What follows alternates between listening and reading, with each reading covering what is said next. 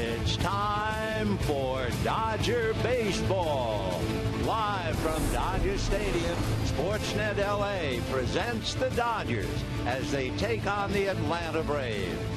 Hi, everybody, and a very pleasant Thursday evening to you, wherever you may be. Final game of the three-game series with Atlanta and the Dodgers trying for a three-game sweep.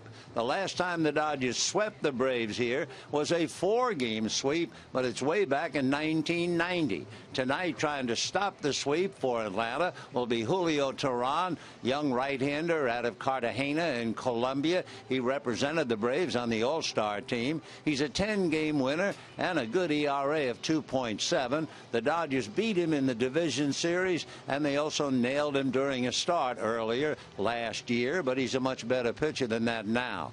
On the mound for the Dodgers, Clayton Kershaw trying to lead them to the three-game sweep. The Dodgers 3 games in front of the Giants, and Clayton trying to make sure they will stay there at least. He is 12-2. No record against Atlanta. Surprisingly, the Braves are the only team in the National League that he hasn't beaten. Put an asterisk and footnote on that one because Kershaw beat Atlanta in the division series last year, and he allowed 1 run in 13 innings. His earned run average against Atlanta during the series, 0.69. The Cubs are on the horizon. That's tomorrow night with Dan Harron. And right now, we'll be back with the ball game and a whole lot more right after this.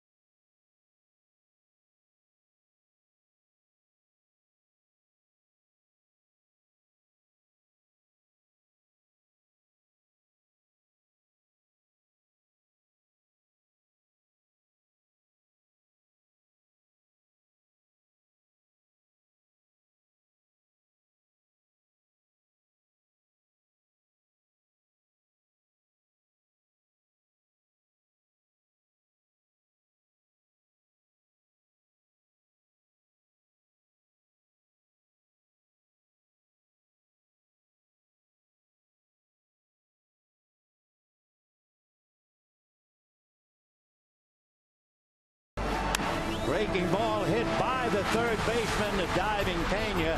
Here comes Turner. Here comes Upton's throw, and the Dodgers win it 3-2. And Matt Kemp has another big night. Matt Kemp has actually had 2 big nights in a row. Hello, everybody, and welcome inside Dodger Stadium. I'm Alana Rizzo. Matt Kemp has really been a different player post-All-Star break. In fact, a .436 average to start the second part of the 2014 season. But let's take a look back at the numbers earlier on in this season. Having a bit of difficulty down and away, just a .222 average. He was chasing pitches out of that part of the zone. That contributed to a .274 average from March through June. But let's take a look as we move to July. Look at the improvement down and away. A .346 average, but it's not just there. Down and in, a .333 average, and he is crushing the ball up and in. .474 average, contributing to a .333 average in July. A productive and healthy Matt Kemp. And hey, Matt Kemp still in a Los Angeles Dodgers uniform. He was not traded, thankfully. Clayton Kershaw going for his 13th win of the season. He would tie Adam Wainwright for the most wins in the National League. Game 3 against the Braves coming up. Vince Scully on the call after the break.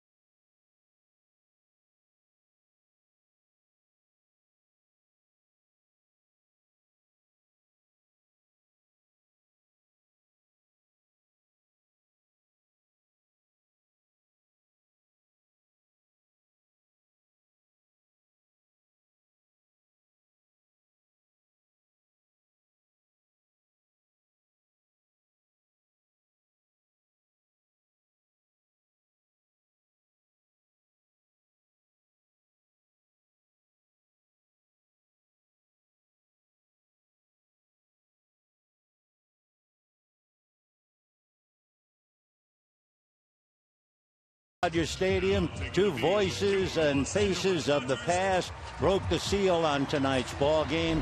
Reggie Smith and Ron Cey as their bobblehead night, along with Steve Garvey and Dusty Baker, the quartet that each hit 30 home runs in one season. Steve Garvey and Dusty Baker out of town, but thank goodness Ron Cey and Reggie were here. And the Dodgers with Justin Turner and Drew Butera having their pictures taken. Freddie Gonzalez came to Los Angeles not to have his picture taken. He came to win a few games. He came to catch up on the Washington Nationals. By losing 2 games, however, Freddie is a game and a half behind Washington, a little 2-game losing streak. And as far as the Braves are concerned, they are a much better team at home than on the road anyway. They're 1 game above 500 on the road, 7 above at home. B.J. Upton will lead off in center field. Tommy La Stella at second base. Freddie Freeman at first base. Justin Upton, who hit that monstrous home run last night, hits clean up in left field. Then you have Evan Gattis behind the plate, Ryan Domit in right field, and Drelton Simmons at short, Phil Gosselin spelling Chris Johnson at third base, and Julio Teheran will be on the mound.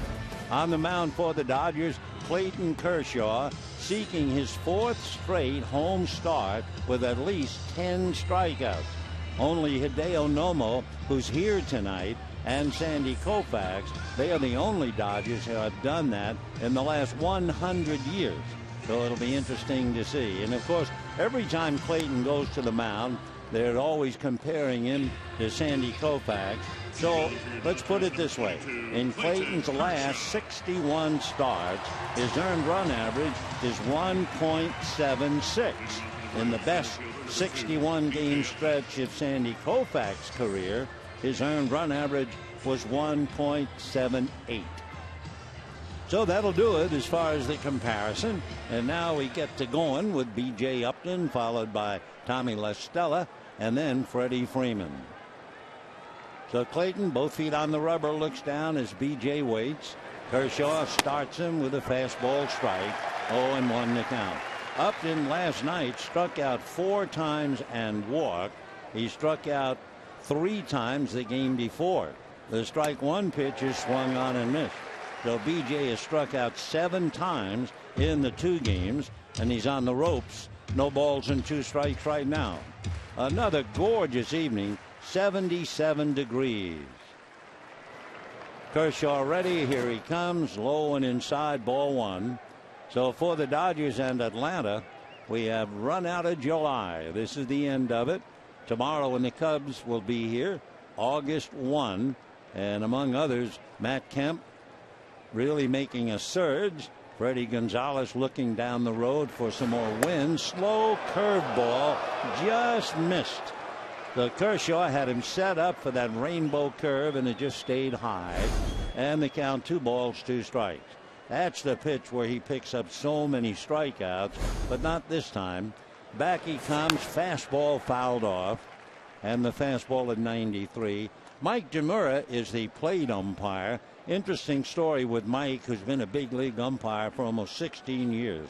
Chip off the old block.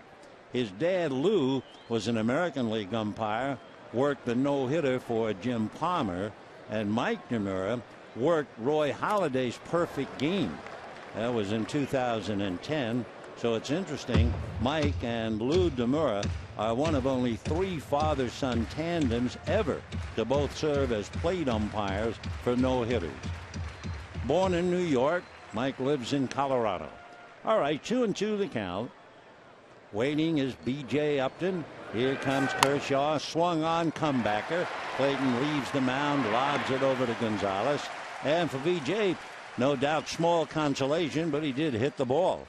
So 1 out in the first inning, and we'll set the Dodgers with the leather as we await Tommy La Stella. It's Crawford, Puig, and Kemp in the outfield. And the infield, Uribe, Ramirez, Gordon, Gonzalez. Behind the plate, Clayton's buddy, A.J. Ellis. Tommy La Stella coming up. Tommy in last night's game had a walk and a single. He takes very high, ball 1. In the game 1, he had 2 singles, a double, and a walk. He has handled himself very well in the infield. So he's another young rookie, and you really have to keep an eye out for him as he takes a strike. And the count 1 ball and 1 strike. Tommy's a Jersey boy, and the Braves have to be very happy with him. 4 for 8 in this series. 1-1 pitch on the way. Tommy swings. A left-hand batter fouls it away off third, and the count 1-2. For La Stella, he's done very, very well. Even though he is a left-handed batter, he's hitting .425 against left-hand pitching. Of course, this could be considered his biggest challenge, certainly since he came up. 1-2 pitch on the way. Fastball, slap foul off to the left out of play. La Stella had to go down to get a 94-mile-an-hour fastball, slightly down and away, and he fouled it off. He's only played 50-some-odd games, and he's high-ranking already with all of the rookies.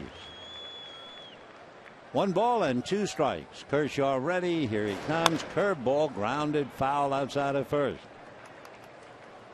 Off-speed pitch, 1-2 to Tommy La Stella. The Dodgers with a 5-game winning streak. The Braves with a 2-game losing streak. Matt Ainsley's club playing very well of late. The Braves struggling since the break. They're 1 game under 500. Justin Zach, the rest of them doing well. Estella, meanwhile, checks a swing and takes ball strike 3. So that's number 1. Remember, the Koufax had that streak, and now here comes Kershaw. 4 straight with 10 strikeouts in each game at least. He's got 9 to go to have that streak continue. Here's Freddie Freeman. Freddie Freeman hits about 360 in his career at Dodger Stadium. The left-hand batter fouls it back, and the count 0-1. Freeman hitting .282, 15 home runs, 59 runs batted in, 2 for 8 with a home run in the series. He hit a home run in the 3rd inning of the game 1 against Josh Beckett. Strike 1 pitch on the way, breaking ball in there, and the count 0-2. So Upton had 2 strikes but managed to hit back to the box. Estrella had 2 strikes and struck out. Now we'll see about Freddie. The 0-2 pitch, fastball, got him swinging. He tried to uppercut a pitch at the knees and paid the price. So 2 strikeouts in the 1st inning for Clayton Kershaw, and at the end of half an inning, Braves nothing, Dodgers coming up.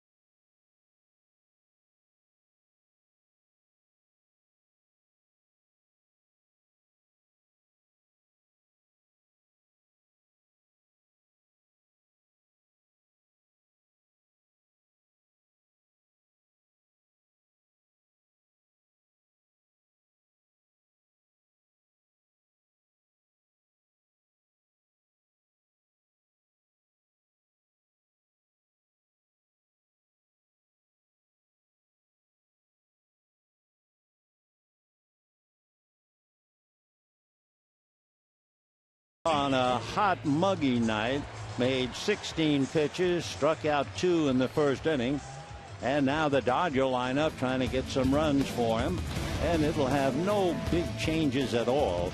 D. Gordon leads off, Yasiel Puig followed by Adrian Gonzalez, and then Hanley Ramirez hitting cleanup. Carl Crawford in left, a blazing hot Matt Kemp in right, Juan Uribe at 3rd, A.J. Ellis behind the plate, and Clayton Kershaw very much on the mound. On the mound is a tall, lanky Julio Teheran. He's from Colombia, and he was an all-star this year for the Atlanta Braves. He's 110, good ERA of 2.7. Comes from a neighborhood, I guess you could best say, was kind of desperate. It's called Olea in Cartagena, and he's one of 10 family members, shared a 1-down, 1-story home with his maternal grandmother. And imagine, with a family of 11 total, a single toilet located in a muddy backyard. And from that background, here's Julio, an all-star pitcher and a 10-game winner, going to work here at Dodger Stadium. D. Gordon followed by Yasiel Puig, and then Adrian Gonzalez. Teheran ready, delivers, gets it in for a strike, and the count 0-1. D. Gordon certainly the spearhead, hitting .294, 2 home runs, 26 RBIs, 3 for 10 in the series with 2 stolen bases. Swings, ground ball hard into right field. So Gordon doesn't hang around very long, drills it into right field, and the Dodgers are in business now as Gordon hammers it. No chance for Freeman or anybody else to get to that ball. And now Yasiel Puig coming up. Ryan Domit gets it back to the infield. So Gordon at first. He has 48 stolen bases. He was caught once in this series. And here's Yasiel, who in his young career has played 10 games against the Atlanta Braves. In fact, if you flesh it out for quite a while now, there's last 16 games, he's been hitting .368. Puig, over these 16 games, has 6 RBIs, 13 extra base hits, and 13 runs scored. So Puig chipping in with at least 1 hit in 10 career games against the Braves. Gordon off the bag at first, held on by Freeman. Teheran ready, pitch out, and 1 ball and no strikes. So Teheran, 23 years old. Interesting, with that poverty background, he signed with the Atlanta Braves at the tender age of 16 for $850,000. Do you imagine the impact that had on his family in Cartagena? There goes D with a good jump, and he is out. Quick tag by La Stella. Second base umpire Mike Estabrook nailed him. D doesn't believe it. He doesn't argue. He gets up to pick up his hat. And the Dodgers, I think, are going to question it. Yep. Here comes Don Mattingly. Looked like he had a great jump, and the throw was right on the money, a short hopper. The tag was high up, and it might have had the left hand on the bag. And Gordon, who never argues, took a long time to get up out of the ground. And normally that body language would tell you he really disagreed with the call. Meanwhile, Mattingly looking in to see Tim Wallach on the phone. It'll be thumbs up or thumbs down, and it will be thumbs so-so. So neither up or down. That's how close the play was, and the Dodgers decide not to have it reviewed. So put it this way, a great throw by Evan Gattis, even though Gordon had a pretty good jump. The tag on the shoulder, the hand on the bag. La Stella made the tag, and Gordon is ruled out. 2-4. So Puig is up there now with a 2-ball, no strike count. And the pitch is off the plate and low. Ball 3, 3-0 the count. Yasiel, 12 home runs, 54 runs batted in. Teheran ready, and his 3-0 pitch, and that's in for a strike. Puig dropping his bat as if he was going to bunt 3-0. So 3-1 to Yasiel. On deck, Adrian Gonzalez. Teheran looks over the fingertips, now turns, and his 3-1 pitch. Puig takes off the plate for ball 4. So Yasiel Puig draws the walk. He had a base hit and a walk last night. We can take a look at Atlanta defensively. Freeman, La Stella, Simmons, and Gosselin on the infield. Upton's the brothers Justin and BJ, and Domit. Evan Gattis behind the plate, and Julio Teheran on the mound. Teheran built like a reed as he stands on the mound. Adrian Gonzalez checking in, ready to go. Had a long night last night against Alex Wood. Teheran 6'2" and maybe 170, and a changeup that floats high, ball 1 at 74. So 6'2", maybe 170, maybe a little bit lower than that. He was signed by a couple of scouts, one of whom was his cousin. The Yankees wanted to pay more to get him, but because it was his cousin, he went with the Braves. 1-0 pitch on the way. Julio deals, and that's whacked into the gap in right center, heading for the wall, bouncing against the wall into third base. Here comes Puig to score. The throw up the line. He's in there. Down to second base goes Gonzalez, and the Dodgers lead 1-0.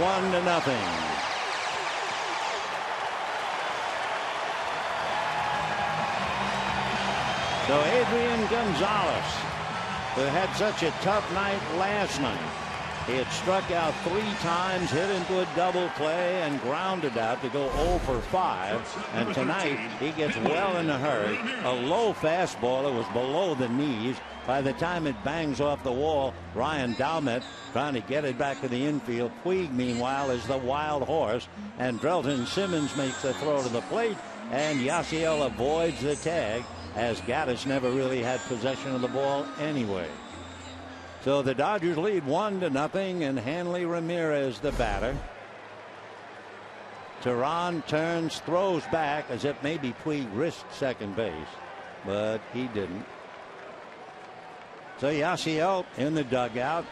Scott Van Slyke, no doubt, giving him a hard time about maybe his second base.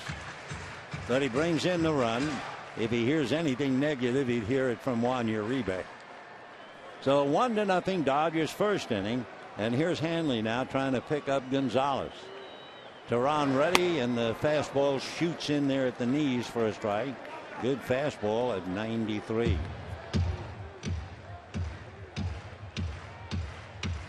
So Adrian Gonzalez with his 28th double at second base, 1 out. Hanley Ramirez trying to pick him up. Hanley didn't have much of a night as he swings and doesn't get it.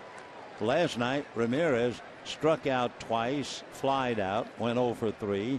In the first game, he went 0 for 4 and struck out. Hanley hitting .276, 11 home runs, 52 runs batted in. Teheran, with Gaddis out there to talk to him, is a fastball, slider, curveball, and change.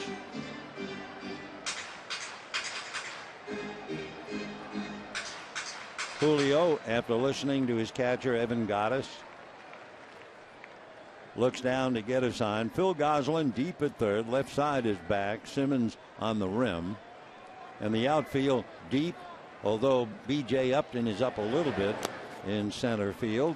And the breaking ball away, 1-2 the count. Upton does not play as deep as most center fielders. In fact, when he played for Tampa Bay, there was an ongoing discussion all the time between B.J. and his manager, Joe Madden. Madden wanted him to play deeper, and B.J. felt, no, I can go back and get anything. A lot of great center fielders who played shallow. Terry Moore of the Cardinals, Dominic DiMaggio, Joe's brother, Harry Kraft of Cincinnati. They were center fielders who felt it was the ball in front of them that they had to hustle to get. They were so confident that they could go back on that long fly ball. 1-2 to count. Teheran ready and delivers. Fastball on the inside corner to punch him out. So Ramirez backs off, takes the fastball, and pays the price. So a strikeout with a runner at second and 2 down. Good pitch. Teheran ran it in there, and the batter now will be Carl Crawford. Carl Crawford did not start last night, but he was busy. In the 8th inning, he singled, set up the run that Kemp scored. He even stole third base, even though he got in the game late. So Carl waiting at the plate, hitting .247, takes in the dirt. Nice block by Gaddis, and a new ball put in play. 1 ball and no strikes. Dodgers leading 1-0. Yasiel Puig walked, scored on Adrian Gonzalez double. Now Puig and Ramirez sitting side by side in the quiet of the dugout, while Teheran working on Carl Crawford. Right-hander's pitch in there at the knees again at 92. So 1 ball and 1 strike.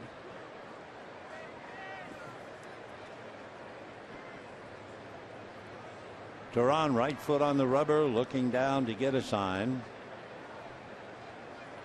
Julio has always been thought highly of by the Braves. 1-1 pitch, swung on and missed 1 and 2. As he moved up the ladder in the Atlanta Braves farm system, he was the Braves' #1 prospect 3 years in a row. They say his outstanding makeup, impeccable work ethic, and determination. And of course, that's what poverty will do for you. Here's the 1-2 pitch on the way. Off speed, swung on and missed, and down goes Crawford. 2 strikeouts for Julio, but he gives up a run. And at the end of an inning, Dodgers 1, Braves 0.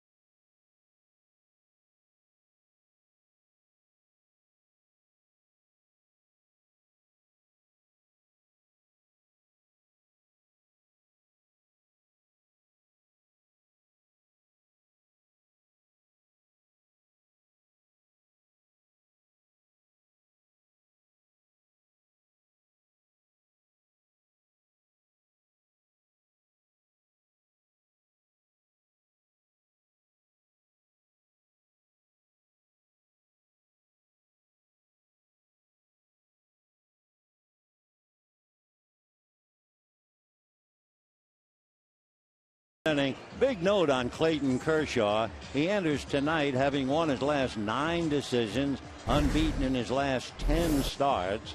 And there's only one other Dodger pitcher has gone 9-0 over this stretch, and he's watching, and we'll tell you and show you him in a minute. Kershaw, over that stretch, an earned run average of less than 1. Over 77 innings, he has struck out 95, and he's had only 8 walks. The only other pitcher is here as a broadcaster for the Atlanta Braves, Don Sutton. He went for a stretch of 10 starts against the Braves, interestingly, of whom he now works as a broadcaster. He fired 11 scoreless innings in a no decision where the Dodgers eventually lost. So the first pitch now into Justin Upton for a strike, and the count 0-1.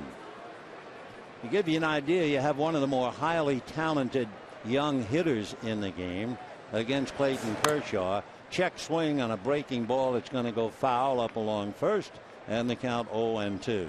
Upton is hitting .088 against Clayton Kershaw. He has 3 hits in 34 at-bats, and he has struck out 10 times.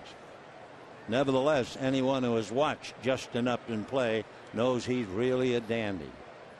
So Justin checks in, slender right-hand batter with great power, quick bat. He has 19 home runs. Clayton's next pitch is lifted to shallow center. In fact, Dee Gordon goes back, slips, and makes the catch while falling down. That was a strange play by Dee Gordon. He has a sheepish grin on his face.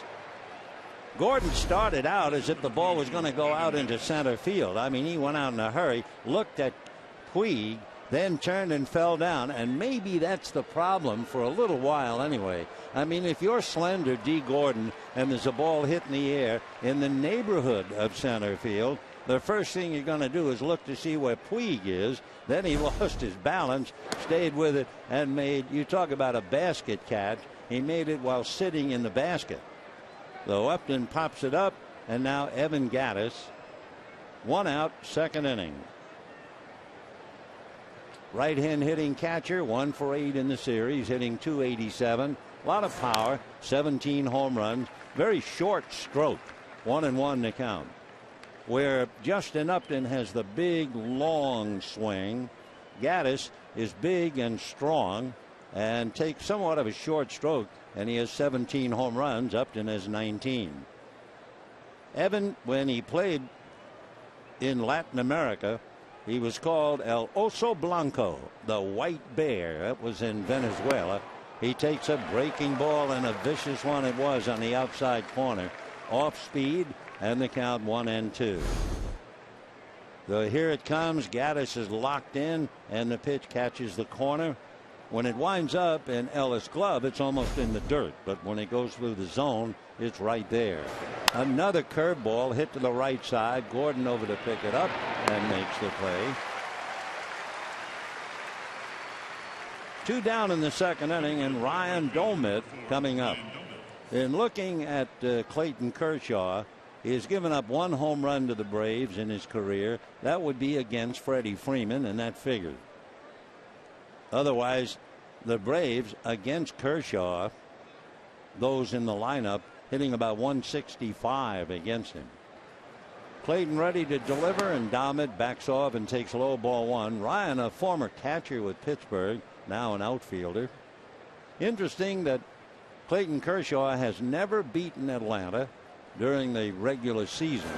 Next pitch is swung on and missed. He's had 4 outings against Atlanta. No record. Did beat him in the division series. It's the only team in the National League he is not beaten, so he has an extra goal going on tonight. The 1-1 pitch on the way is a good fastball, and in fact he took something off it, and Domit was way out in front. So he was looking fastball and got a little bit less than that. What do you call an 89 pitch? Is that the change after a 94-mile-an-hour fastball? Another fastball low, this one at 95, and we have a 2-2 count. A caution, a warning to everybody involved in the game, especially when you realize the trials and tribulations of a pitcher. Fastball low again. The Washington Nationals are at home. They're trailing Philadelphia 10-4 in the 8th inning. In that game, the great pitcher Cliff Lee, he had to leave early with an apparent injury to his already troublesome elbow. Now remember, they owe him $25 million next year and a vesting option of $27.5 million for 2016. The pitch swung on and missed. Down goes Dahmet. 3 strikeouts for Clayton on his way to what he hopes will be at least 10. And at the end of an inning and a half, 1-0 Dodgers.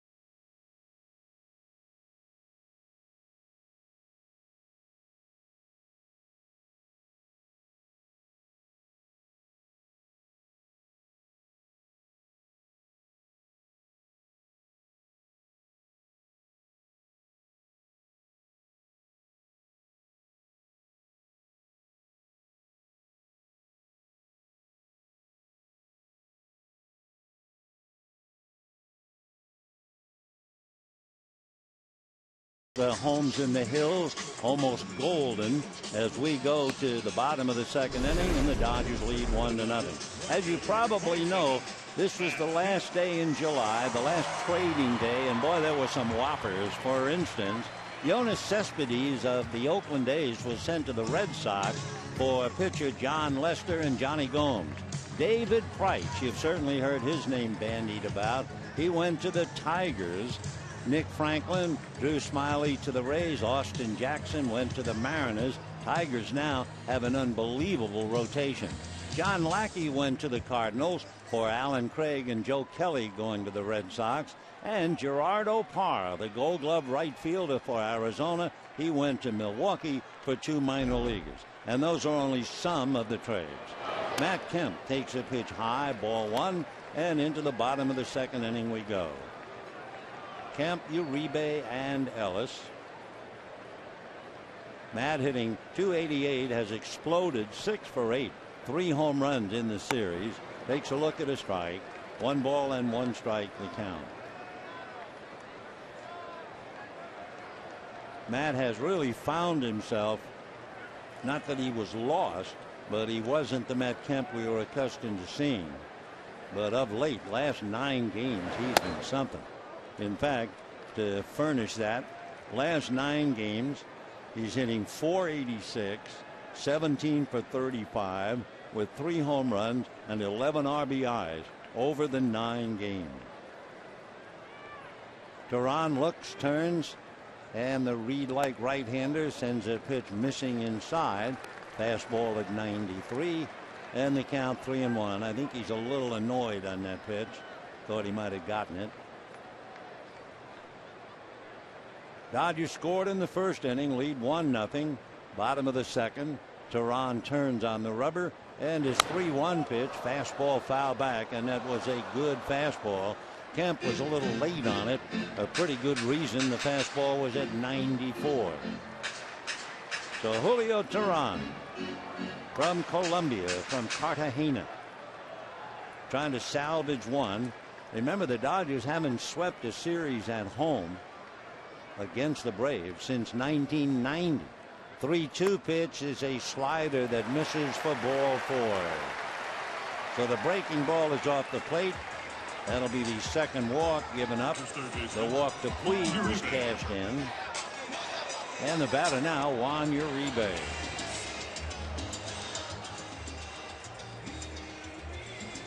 Juan Uribe hitting .307, 4 for 8 in the series. Couple of doubles. He has 5 home runs, 31 runs batted in for the year. And as usual, he's been playing a solid defensively at third base. 1-0 Dodgers, bottom of the second inning, nobody out. Teheran ready. Julio's fastball is fouled back, in on the hands at 93, and the count 0-1. Uribe with a little plug of tobacco in the right cheek. Walks away, almost puzzled. You almost get the feeling from his body language. He walked back saying to himself, how did I ever foul that back? He's been red hot, hitting .341 during the month of July. Off speed breaking ball, and he's way out in front of it. So that's what happens. You foul back a good fastball, you're thinking about that, and you way it in front in the slow curve. 0-2 to Juan Uribe. Teheran looks into Gaddis. Quick look over at Kemp. And the strike 2 pitch on the way. Swung on. Fly ball to right field. Very playable. Ryan Dalmet comes up. Makes the catch. Kemp just stays at first base. So Uribe a fly ball. 1 away. And A.J. Ellis coming up. 17, A.J. Ellis.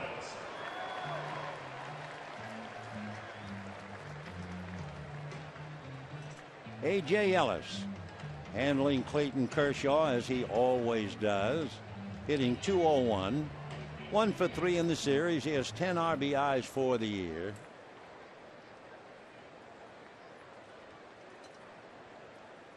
Giants are off today, so the Dodgers could pick up a half a game. Off speed, and the breaking ball dips in. No balls and 1 strike. So the contrast, he'll go 93, 94, and then 76 with an off-speed breaking ball. Teheran another look over at Kemp, and the strike 1 pitch on the way. That's taken down and away, and a 1 ball 1 strike count.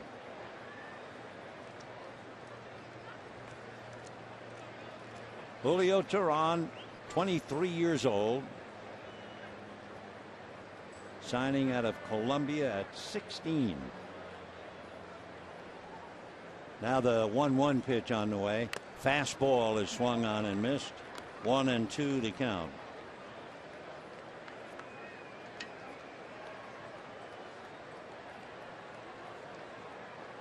AJ backs out, still not quite, a little confused over the process of the pitches, late on the last pitch. Now Ellis back up and waiting. Teheran ready, and the right-hander checks Kemp, who has a short lead. Pitch to AJ, that's high, and that runs the count 2-2. We told you about Teheran and his poverty background. The family ran a small store right out of the house, and when his father was laid off, he was a security guard. The family had to go by on the store's meager profits and the father's random shifts at a local fast food restaurant. 2-2 pitch on the way. Slow curveball lifted in the air to right field.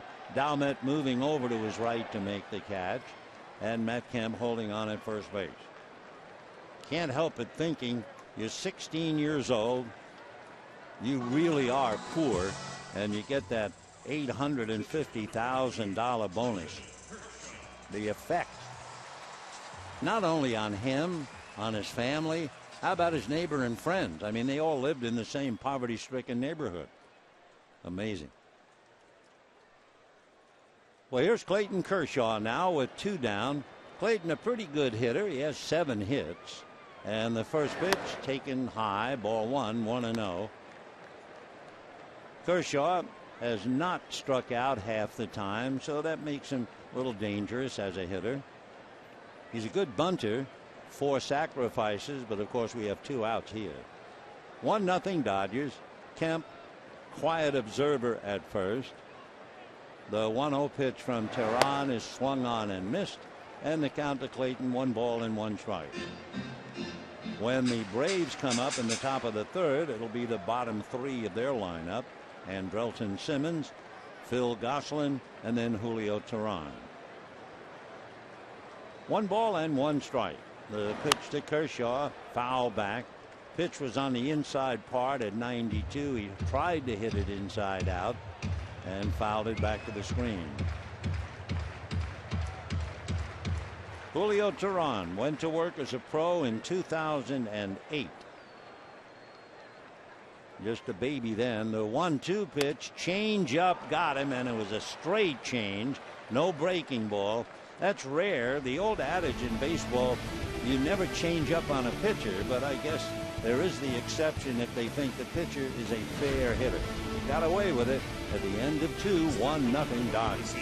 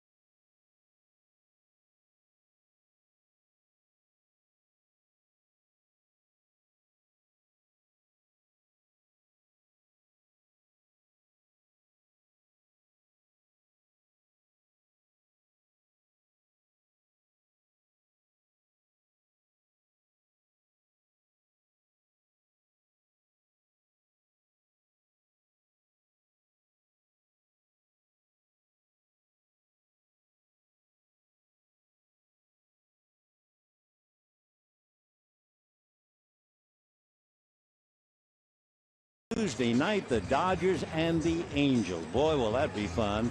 Each night there'll be a Dodger cap giveaway for the first 20,000 fans. Compliments of security benefit. For tickets to both games, visit Dodgers.com/tickets today. Besides looking forward to seeing our old pal Mike Scioscia, I'm really looking forward actually to all 4 games, 2 here, 2 in Anaheim, when we have a chance to look at Mike Trout in the same game as Yasiel Puig. Wow. Meanwhile, we're having a look at Clayton Kershaw. 3rd inning, 1-0 Atlanta. Andrelton Simmons, the 3rd baseman Phil Gosselin, and then the pitcher Julio Tehran.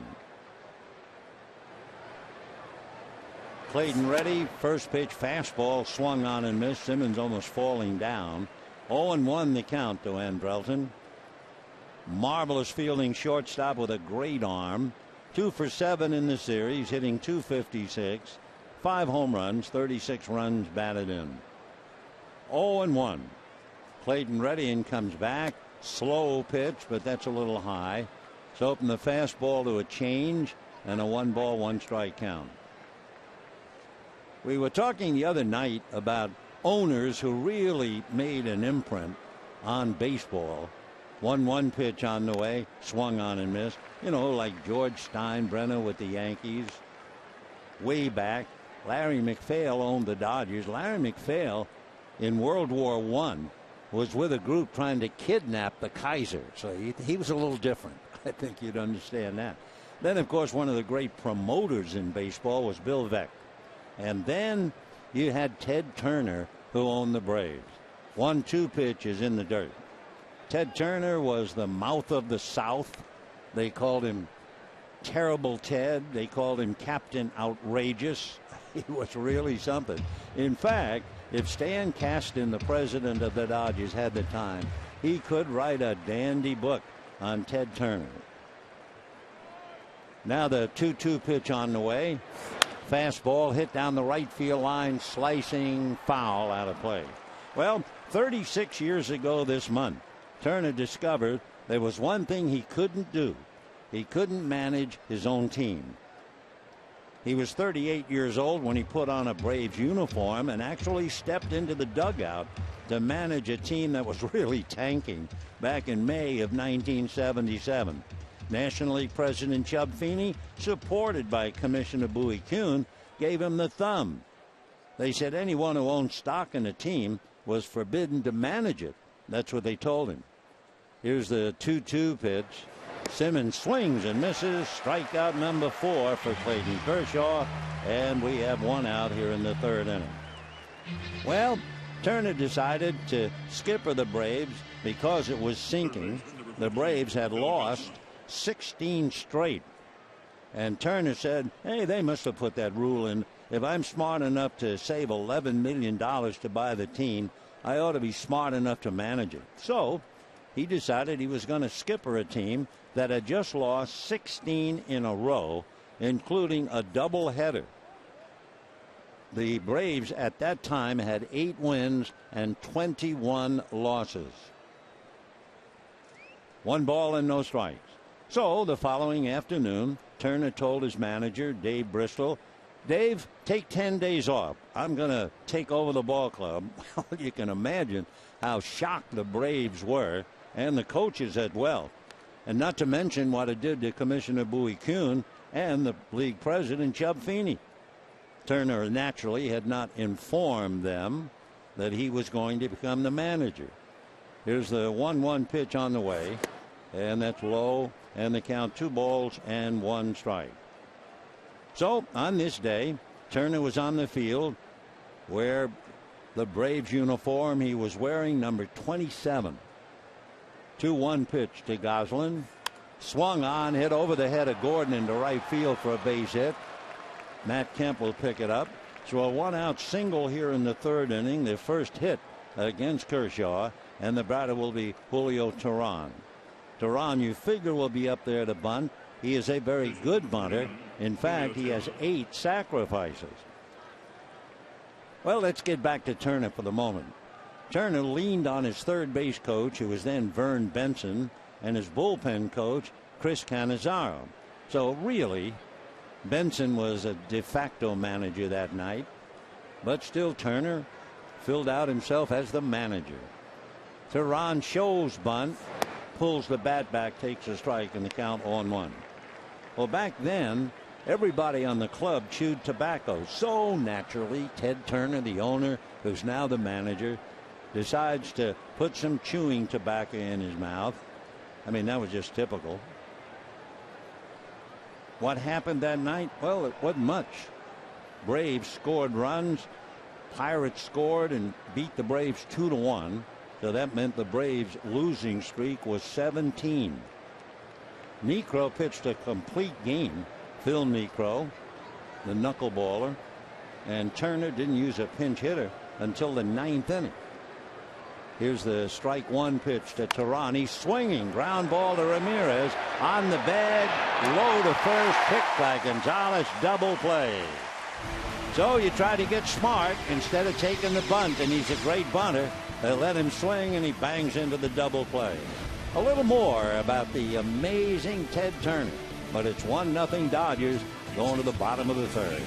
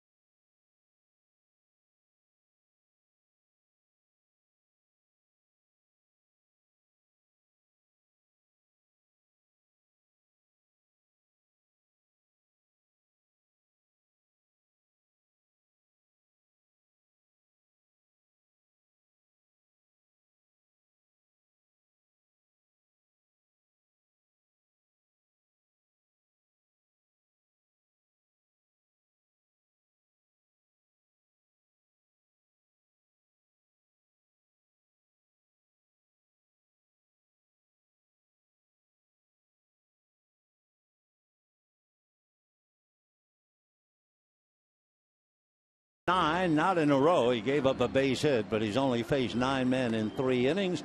It's still 1-0 Dodgers, and it'll be Gordon, Puig, and Gonzalez coming up. Just to finish the wacky story about Ted Turner, a tough ball game, and he finally went to the bench and surprised a hitter named Cheney, who was a switch hitter, and sent him up to hit against John Candelaria, a left-hander who played for the Dodgers. And Darrell Cheney came up, and Cheney says, in looking back, I've never been asked to pinch hit right-handed in my entire career. But Turner sent him up to hit right-handed, and wouldn't you know, he ripped a pitch to deep left center. The ball hit the artificial surface, bounced over the wall for a ground rule double.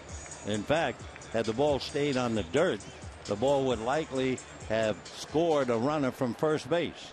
Then Chuck Tanner brought in Goose Gossage, who was pitching for Pittsburgh, to close the game, and the Braves left runners at second and third. That meant they lost 17 in a row. As he walked off, Ted Turner said, okay, that'll be that. That was his one day as a big league manager. The next day, with Vern Benson managing, the Braves won to end the streak. And the day after that, Dave Bristol, the original manager, took over the club. Just one of the stories about the amazing Ted Turner. Here's Gordon with a strike one pitch on the way, and that misses. 1 ball and 1 strike.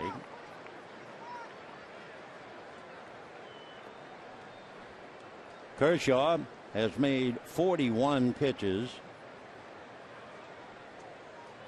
1-1 the count to Gordon. Tehran inside, ball 2, 2-1. One of the amazing things, and I will let it go, but he was so different. Ted Turner got into a competition with the Phillies left-handed pitcher Tug McGraw. Throwing a baseball? No. Hitting a baseball? No.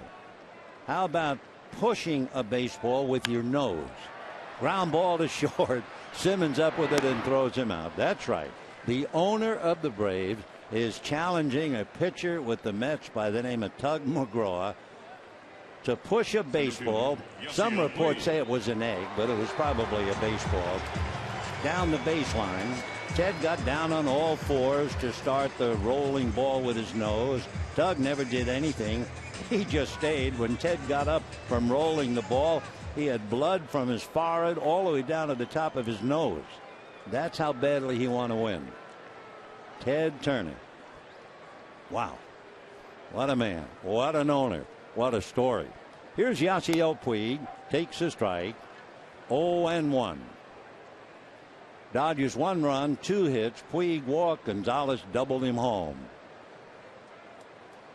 Yasiel batting .316. Tehran delivers low and inside. 1 ball and 1 strike.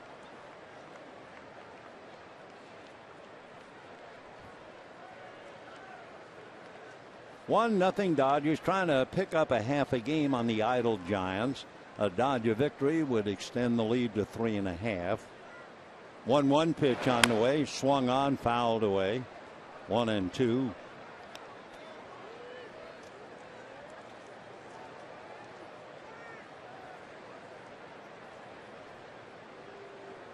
Puig backs out, thinking about the pitches, thinking about the sequence, trying to think along with the pitcher.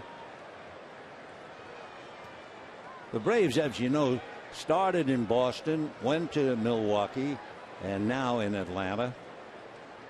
There's only one regular player with the Braves who played in all 3 cities, wore all 3 uniforms. That was a great left-hand hitting third baseman named Eddie Matthews. Puig fouls it away upstairs, and the count remains 1-2. Eddie played for Boston in 1952. He was with Milwaukee in '53, and he was with Atlanta in 1966.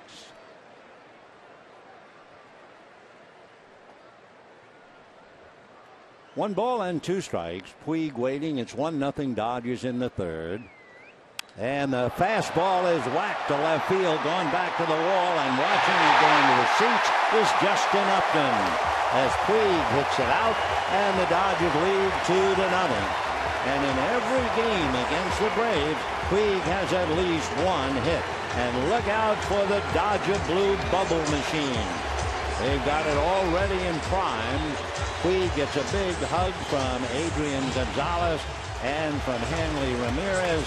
And into the dugout he goes, and there go the bubbles. Purchased by Mitch Poole in San Francisco.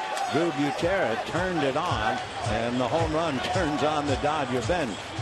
So Puig hits it out. 12 home runs, 53 runs batted in. Now the batter is Adrian Gonzalez, who doubled Puig in. Been a while for Yasiel to have hit a home run. Change up away, ball one. Last home run was on the 4th of July. But here he is on July 31st, hitting the 32nd home run of his young career. 21st with the bases empty. What a gift he is to baseball fans here in Southern California. Just like the gift the Dodgers got with Matt Kemp and so many others. And just like the Angels with Mike Trout. And remember, next week after the Cubs series, the Dodgers and the Angels right here. 1-1 pitch is swung on and missed. 1-2 the count. 2 runs, 3 hits, no errors for the Dodgers. No runs, 1 hit.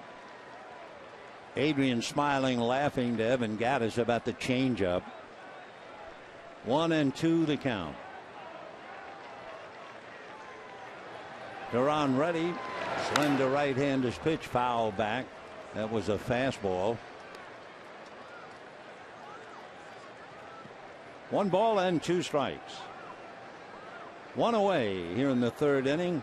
Puig hits a home run, and the Dodgers lead 2-0. So Puig has scored both runs. The 1-2 pitch to Adrian is slap foul off to the left. He almost hit the plate umpire, Mike DeMuro. D. Gordon, meanwhile, listening to Puig. D hitting up on top.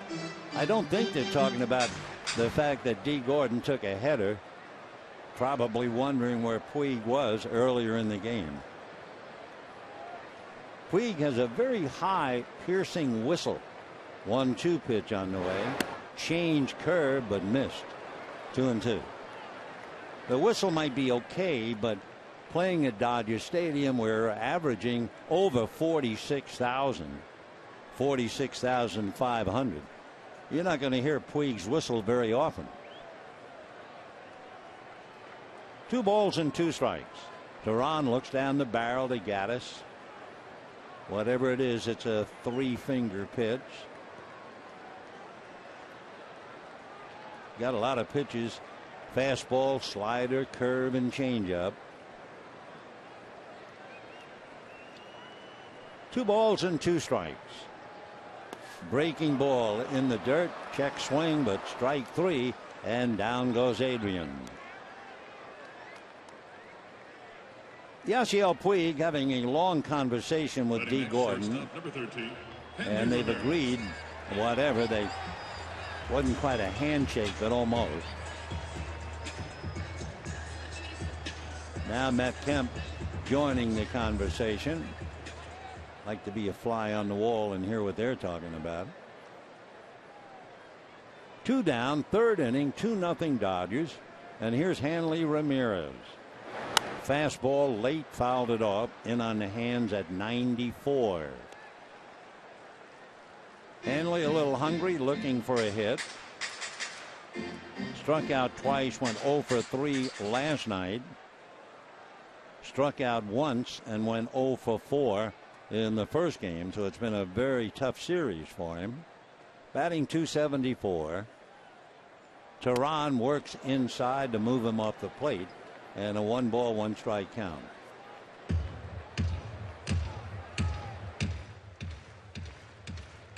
Duran has made 18 pitches so far here in the 3rd inning to get him up to 53.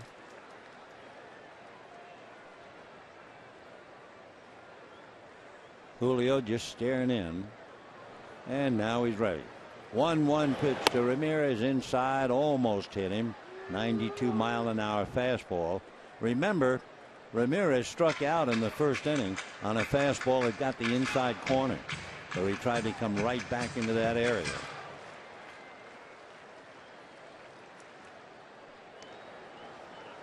Two and one.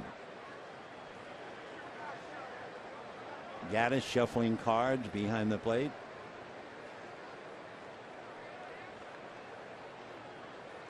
Breaking ball in there nicely. 2-2 the count. Meanwhile, conversation continues. Most of it one way.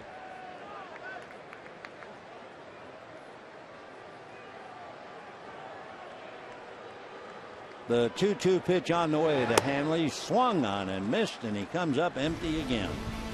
Dodgers, however, get a run. Yasiel Puig here in the bottom of the third inning. Before he began talking to D. Gordon, got a hold of a good one and hit it into the seats and left. And with that home run, the Dodgers lead 2-0.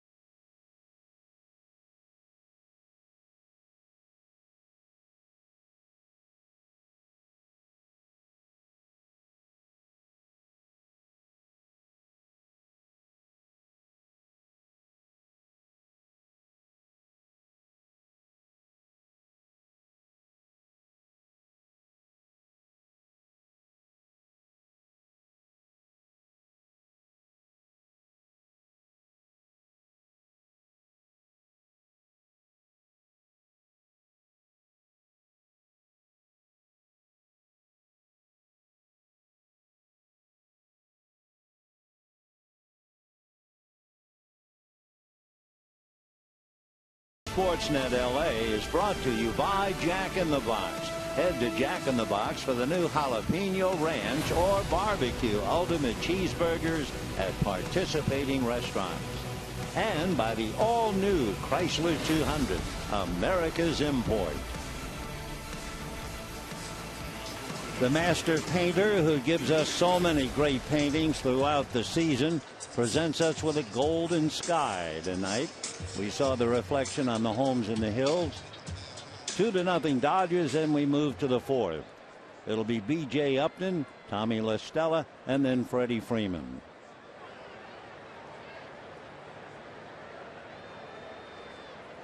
Clayton Kershaw ready, delivers, and it's high, ball one.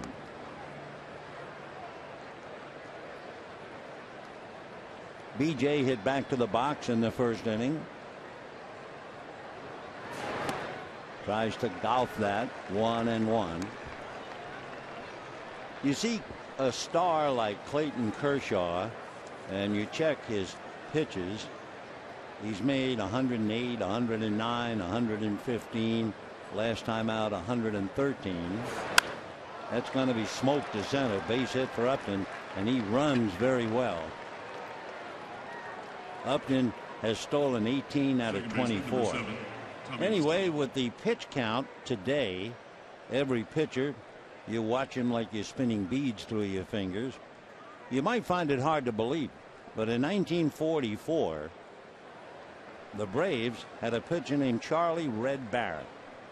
He pitched a complete game shutout. How many pitches? 58.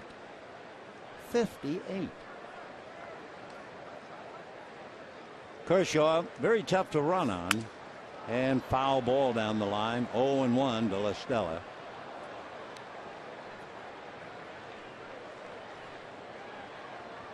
By the way, one of the 4 umpires has left the field. That would be Jerry Lane, who's the crew chief. He left for undisclosed reasons. Mike Estabrook is now moved over to first. He was at second.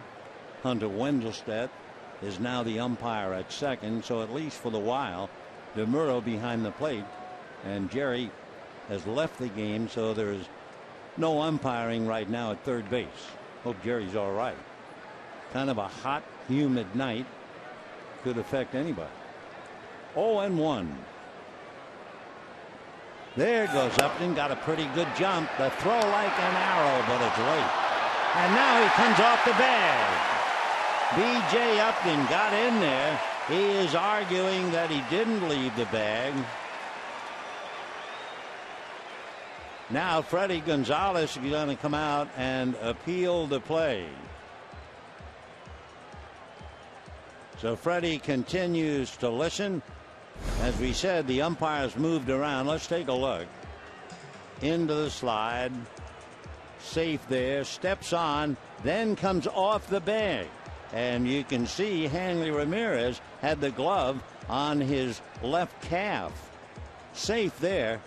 But now look. Off the bag. Definitely. Now BJ might say he was pushed off the bag. But indeed he came off right there. No doubt about it. So Upton never had possession of second base. He's thrown out stealing. Good throw by A.J. Ellis. Upton has stolen 18, but he's now been caught 7 times.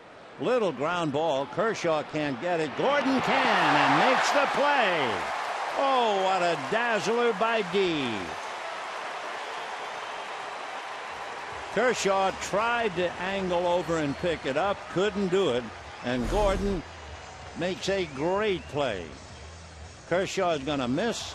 Gordon off balance and gets him, and Gordon with a face full of grass. Wonderful play. Boy, he has become a dazzling second baseman. 2 down.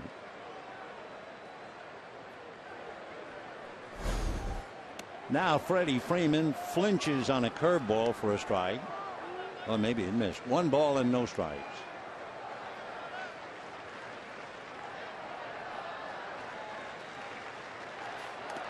Fastball. Freddie looks like he's trying to uppercut the ball. 1-1 to count. A.J. Ellis trying to walk that thing off. Before we had a chance to tell you about B.J. Upton, who figured to try to run. The foul ball hit the upper part of the shin guard protecting the right leg, but that had to hurt. Ellis had to be held up before he fell down, walking it off and slowly making his way behind the plate. Kershaw's career, he's allowed 48 stolen bases and 45 runners have been caught. I mean, that's tremendous. He's picked off 46 runners. So if you try to run on Clayton, chances are you're not going to make it. Of course, BJ made it, only he came off the bag. Fastball, uppercutted, fouled away, and the count 1-2. Big Freddie Freeman from Fountain Valley, lives in Orange, and he's the solid fixture, hitting third in the Braves lineup. Remember, they're without Jason Hayward. Hayward, 9 home runs, 42 RBIs, missing the entire series with a bad back. Fastball, and he lifts that thing into left field for a base hit.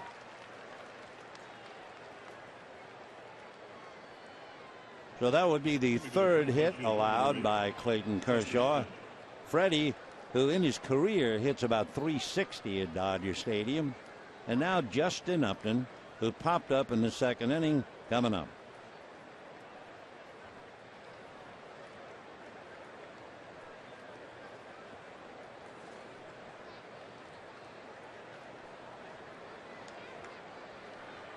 Upton with one of the highest home runs we've seen in years last night against Kenley Jansen. Chopper to Ramirez, quickly to Gordon. It's Gordon's play that saved the inning for sure. Boy, he has really become a solid defensive second baseman. No runs, 2 hits.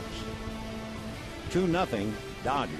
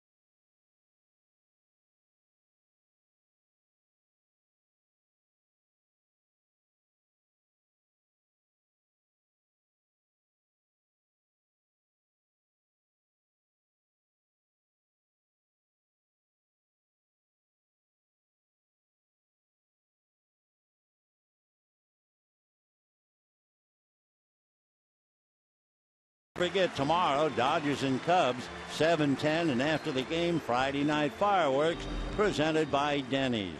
For tickets, visit Dodgers.com/promotions. A lovely moment just moments ago. There was a tribute, audio and video, to Hideo Nomo on the big screen in left field. Hideo was here tonight, guest of Peter O'Malley, and it was just a page out of the past to see both of them on the big screen. Among those in Peter's box is the distinguished conductor Zubin Mehta. Annette O'Malley, George and Jolene Slaughter, Mrs. Mehta. Big night at the box. Meanwhile, the Dodgers lead 2-0. And the Dodgers will have Carl Crawford. Ball 1. Tehran worked hard in the 3rd inning, made 21 pitches. Kershaw, contrary, made only 11.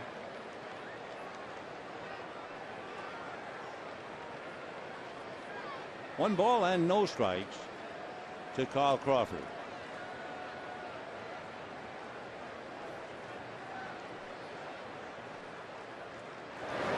And that's probably hit to left, coming up just enough to put it away. So 1 down in the 4th inning, and Matt Kemp coming up. Right fielder, number 27. Interesting note, Brian Hagan watches closely over those things. Matt Kemp, as you know, if you've been following the Dodgers of late, has really come alive with the bat. He walked in the 2nd inning. In his last 5 plate appearances, he's gotten to a 3-ball count. In the last 18 games, hitting .419, 3 home runs, 15 RBIs, and 8 multi-hit games. But when you get deep into the counts like that, shows you a lot. He fouls the first one off. The fact that he's become very patient and is not chasing pitches out of the zone. 0-1 the count.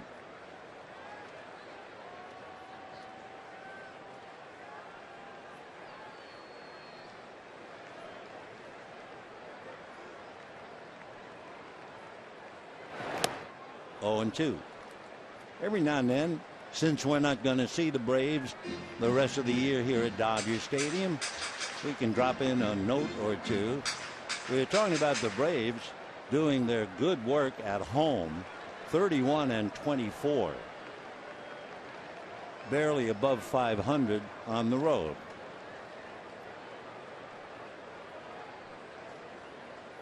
Kemp tired of waiting.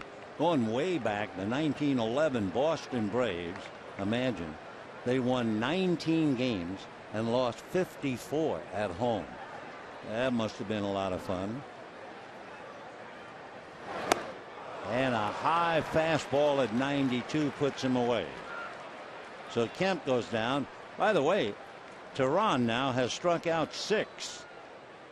Kershaw has struck out 4.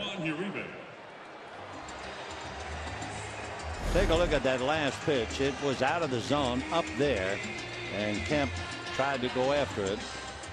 Those pitches eye high look like just a great pitch to hit, I guess. Kemp kind of hits the side of his head as if to say, what were you thinking?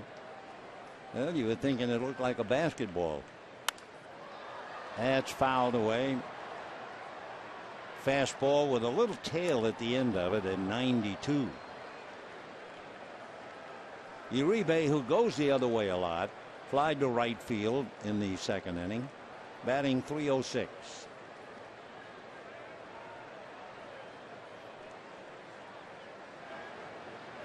Fastball, couldn't get around on it. Julio Tehran, 6'2", maybe 170 pounds, maybe. Built like a whip or a reed, and throws hard. Off speed, a changeup at 71. Oh, what a great pitch. He has struck out 7, but as he walks off the field at the end of 4, it's 2-0 Dodgers.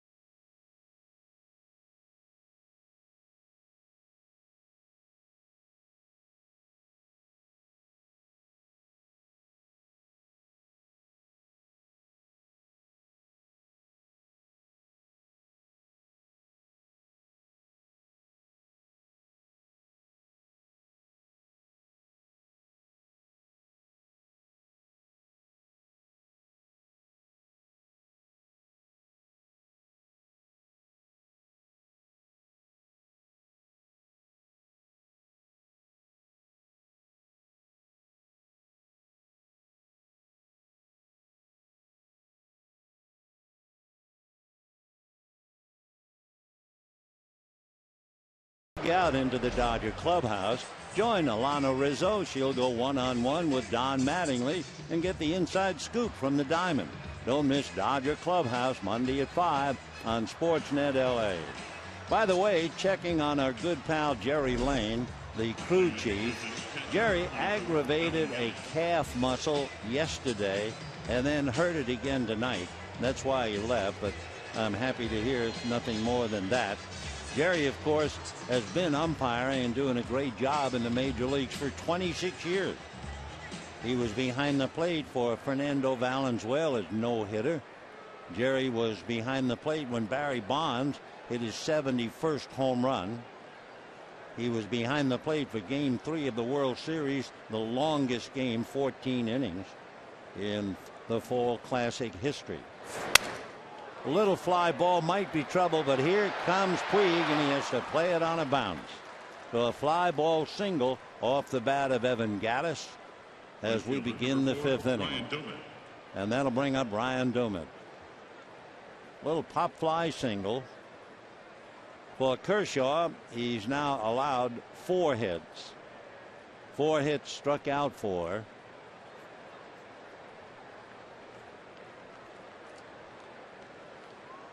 2 runs, 3 hits for the Dodgers. No runs, 4 hits for the Braves. Ryan Domit struck out in the 2nd inning. Kershaw has struck out 4. Fastball missed. Julio Teheran has struck out 7, but he's losing 2-0. B.J. Upton, of course, remember he singled, apparently stole second, only to come off the bag. That was a huge play. 2-0 in that inning. Had Upton stayed at second, he might have scored on the base hit by Freddie Freeman. But he didn't stay on the bag, and the Braves didn't score. Of course, when you talk about the Dodgers and the Braves, talk about not scoring, you are talking about a history book. 2-1. Back in 1920, one of the most famous games ever played in baseball, the Boston Braves and the Brooklyn Dodgers went 26 innings in a 1-1 tie. Joe Oscar of the Braves, Leon Cador of Brooklyn, and they went all the way. Can you imagine? All the way, 26 innings. Ball 3, 3-1 the count. Kershaw with a 3-ball count. That's kind of news. Waiting on deck, and Andrelton Simmons, the shortstop. 3-1. We'll see about Gaddis. Line drive to center. Puig's going to have to play that on a hop. Buns it into second too late. So back-to-back singles in the 5th inning by Gaddis and Domit. And Simmons coming up representing the possible tying run. Coming to the plate, shortstop number 19, Andrelton Simmons.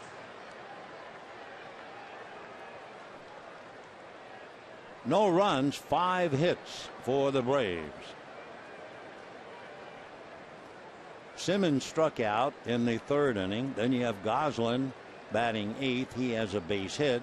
And Teheran, remember, in a bunt situation, they had him swing away, and he hit into a double play. So 2 on, nobody out. First challenge against Kershaw. Fastball, 0-1.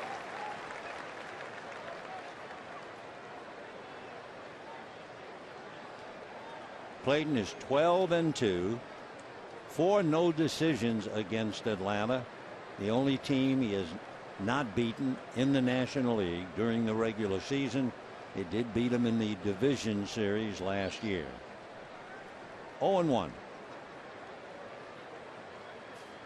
Fastball chopped to Uribe on the bag for 1, second for 2, no play at first. So Juan Uribe, they almost had a triple play. I mean, Uribe steps on the bag for 1, gets it to Gordon for 2, and then D's tied up and didn't have a chance. Simmons runs well anyway. So there's 1, there's 2, and then that'll be it. As Domit, a good rolling block, and that prevented Gordon from having a chance. So the double play, 5-4, 2 down. Simmons at first base. And here's Phil Goslin, who's single to right field in the 3rd inning. And Andrelton Simmons does not do a lot of running at all because he's batting 7th in the lineup. It would be a surprise if they turn him loose. He has stolen 3, but he's been caught 4, and especially against Kershaw. Fastball and a strike. No balls and 1 strike. We're in the 5th inning. 2 runs, 3 hits for the Dodgers, including a home run by Puig and an RBI double by Adrian Gonzalez. Atlanta, 5 singles.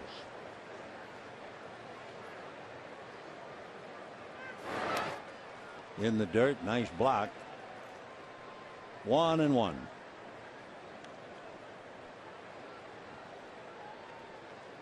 Kershaw retired the first 8 in a row, gave up a base hit to Goslin, and then Tehran, remember, a good bunter. He had 8 sacrifices, but Freddie had him swing away, and he banged into a double play. Tehran's on deck. Good fastball. It's a fastball, but it's not 93, 94. It's 89. Might be the heat. He's made 63 pitches. And yeah, a big sigh.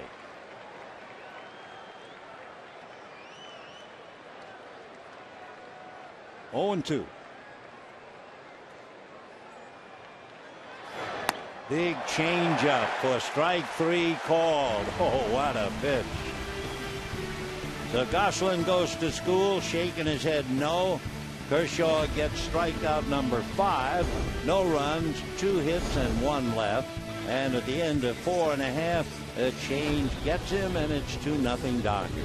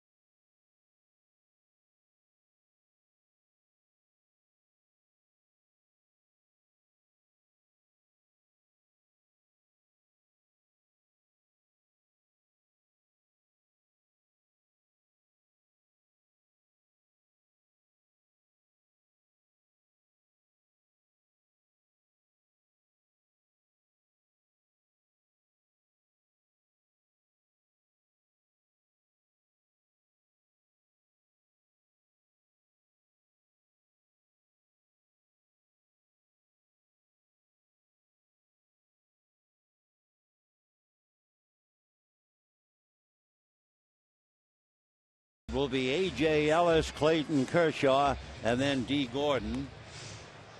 Kershaw has struck out 5. He's allowed 5 hits in the last 3 innings, but he got the big break with 2 on and nobody out when Andrelton Simmons grounded to Uribe for a big double play. So A.J. slowly waiting his turn. Tehran is still taking his warm-up tosses, for which he's entitled. And now we're about ready. A.J. flied to right field in the second inning, 0 for 1. 2 catchers carrying the burden, talking to each other.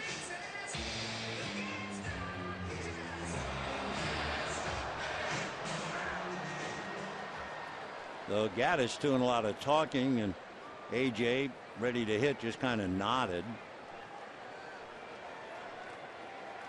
2 runs, 3 hits for the Dodgers. No runs, 5 hits for the Braves. Julio Tehran, an all-star, and pitching like an all-star. That's a strike. He has struck out 4 of the last 5 batters, and he has struck out 7 so far in 4 innings. Trying to read his glove. 1 ball and 1 strike. When he holds it up, there's an inscription in red.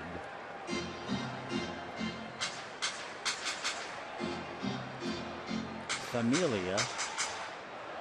Something me familia. Maybe pitching for my family or something. 2-1 to count. But he has definitely personalized that glove. Good for him. We talked about Andrelton Simmons the other night. I don't know if he still does it. he used to have God given on his glove, the young shortstop.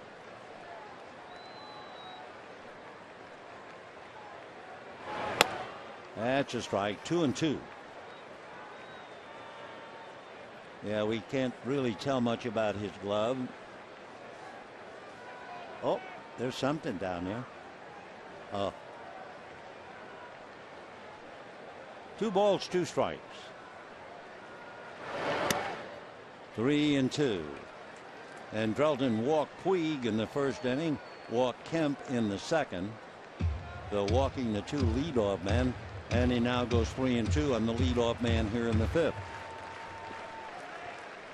AJ fighting it right at the 200 mark. The so-called Mario Mendoza line. Mario, good-natured, believe he was Mexican, wonderful guy, played shortstop for Pittsburgh, just couldn't hit very much. Off speed, strike 3. That was a little flourish on that last pitch by Teheran.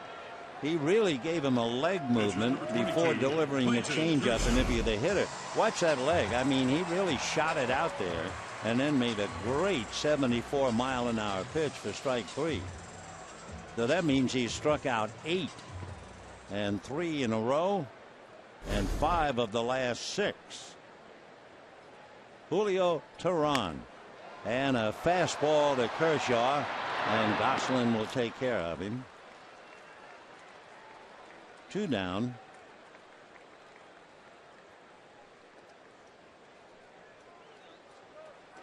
So Kershaw has struck out 5.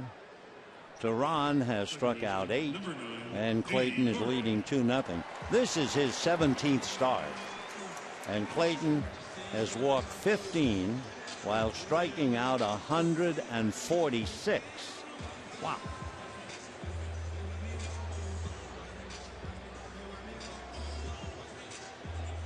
D. Gordon single to right, grounded to short.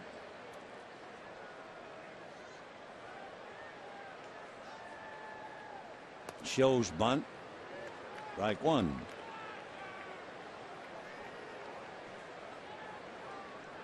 Made a wonderful play on that little nubber hit by La Stella.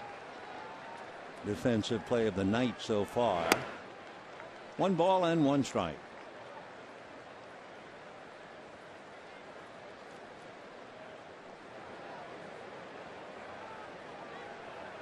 Corners are up. That's a strike. 1-2. Teheran is due to lead off for the Braves in the 6th inning.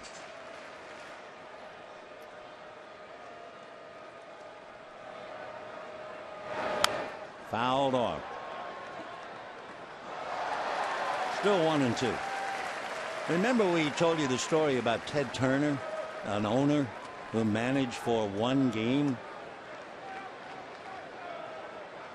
Way back in 1929, the owner of the Braves, his last name was Guchs, he managed the team for an entire year.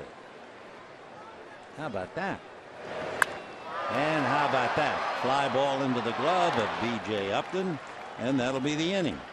That's 8 in a row retired since Puig's home run. Julio's on his game, but it's 2-0 Dodgers.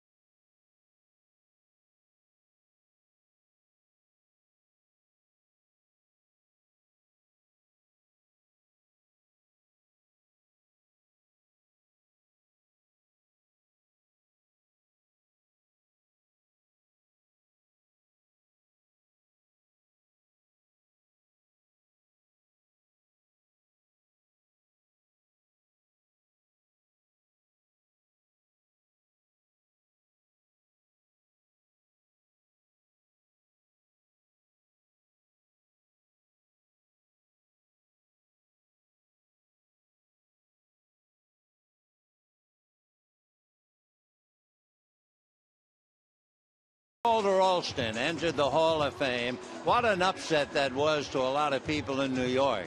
After Charlie Dressen moved on as manager of the Dodgers, Walter Alston was brought up from Montreal to manage in 1954.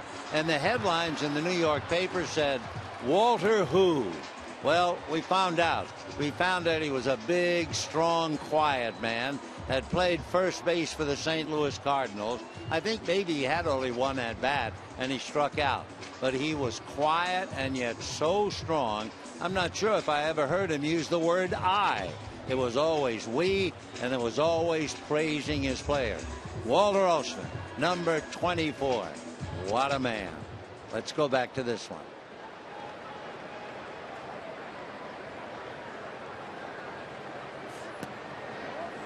Ball one to Julio Teheran.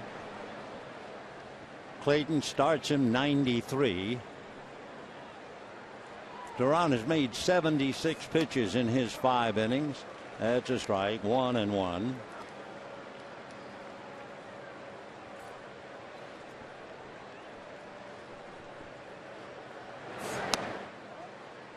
Two and one.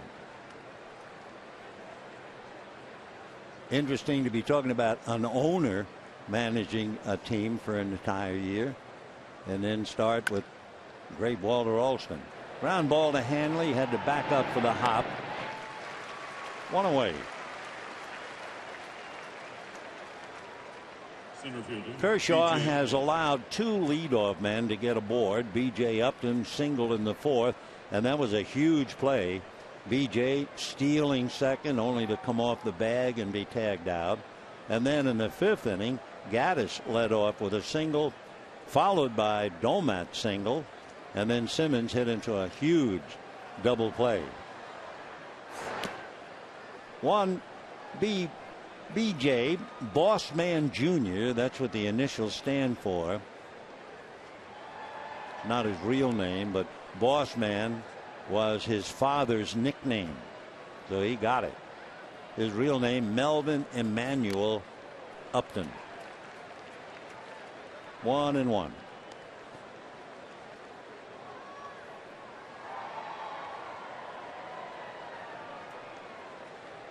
You know, the Babe Ruth played for the Braves. I mean, I know you knew he played for the Boston Red Sox as a pitcher and then played for the Yankees. He finished up with the Braves. It was 1935. He was released by the Yankees, and he said goodbye to his playing days as only Babe Ruth could do. The Braves were playing in big Forbes Field in Pittsburgh. Slow curveball. See you later. Upton questioning the call and walks away. So for BJ, he's seen an awful lot of strikes. That big curveball dropped in to nail him. Struck out 4 times last night and struck out 3 times the night before. So this is the 8th time he has struck out in the series. It's also strikeout number 6 for Clayton. Here's Tommy La Stella, 0-1. Yeah, the Babe played for Boston against Pittsburgh in Forbes Field. In the last game he ever played, he hit a line drive home run into the right field seats. 6th time he hit a home run to the second level. And his last time at bat, he hit one on the roof. 3 home runs, and he rounded the bases, and basically that was it. Babe did spend a little time as a coach for the Dodgers, but not long. Breaking ball in there.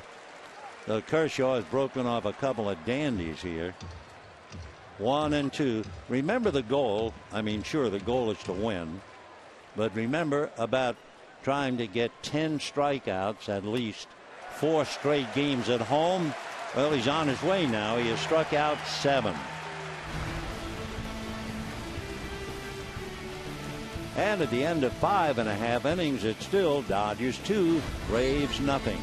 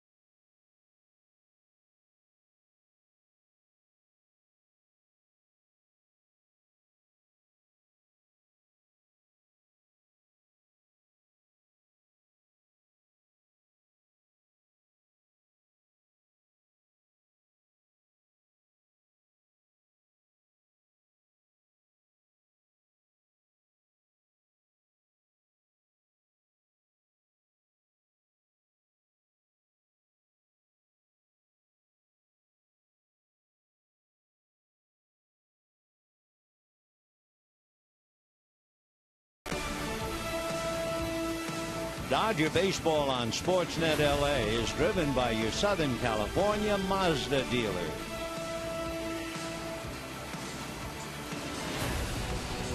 Bottom of the 6th inning, 2-0 Dodgers. They scored a run on Gonzalez double in the first inning to score Puig, and then in the 3rd inning, Yasiel decided to score himself. Breaking ball, out she went. So Puig has knocked in one, scored the 2. Dodgers lead 2-0. The bubble machine was working when Yasiel got to the dugout. And now here he comes. I'm sure he's already talked out with D. Gordon.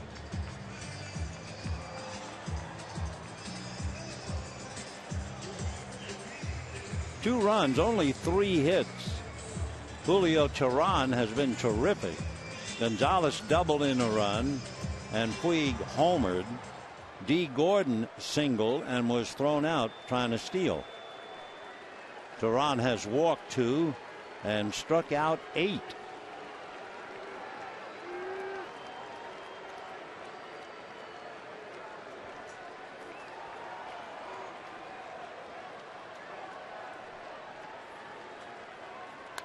Fastball didn't get around. It was the position of the pitch, or location, rather than the velocity. Teheran's been throwing at 93. That one was just under 90. His toughest inning so far, the 3rd inning when Puig homered. He made 21 pitches. Wish I could speak Spanish and read that glove. 1 ball, 1 strike. The last word is familia. Hold it right there, Julio.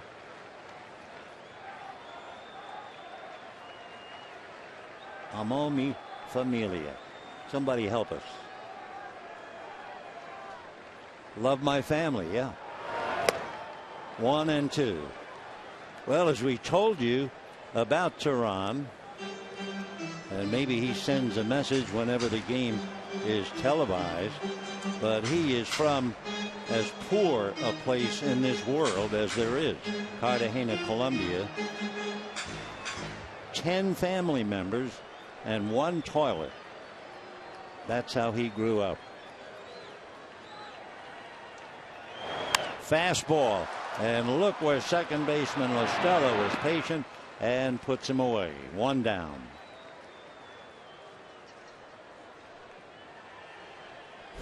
First baseman, number 23, Adrian Gonzalez. So a shot up the middle, but Listella was playing way over to his right. That's a base hit for most hitters, most times. Good position for Tommy Listella. And with 1 out, here's Gonzalez.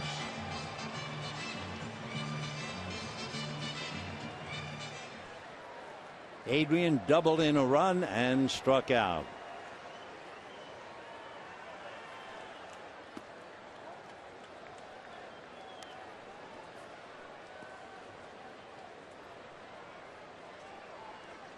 Meanwhile, remember when Puig fouled a pitch off and it took him a while to come back? His right hand was hurting.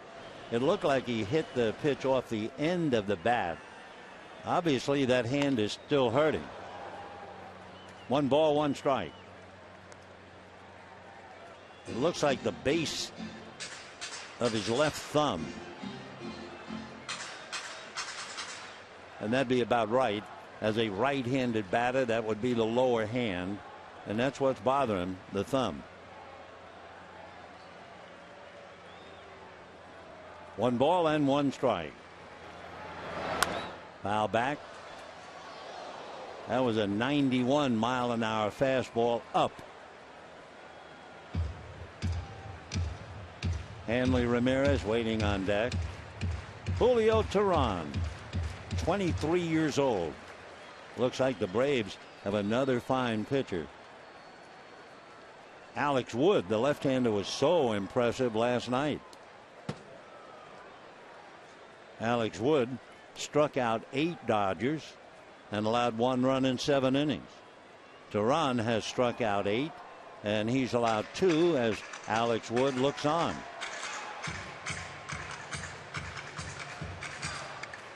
Maybe not Maddox and Glavine yet, but they're starting out in the right direction. 2-2. Pulled through into right field. So Adrian 2 for 3 as he singles to right, and that will bring up Hanley Ramirez. For the Dodgers, only their 4th hit.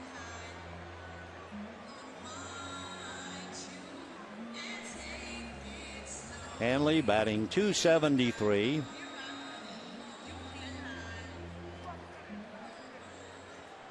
Struck out looking in the first inning and swinging in the third. Both times a pitch inside got him.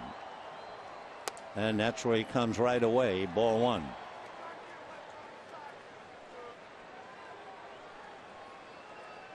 Teheran has made 86 pitches, 14 so far here in the 6th.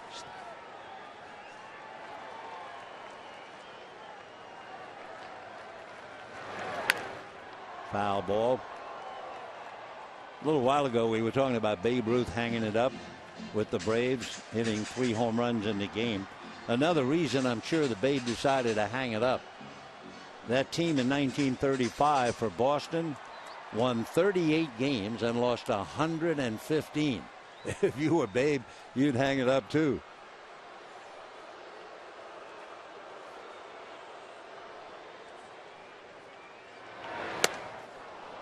Wow, good fastball, and it seemed to have a little wrinkle right near the end of it. It was live.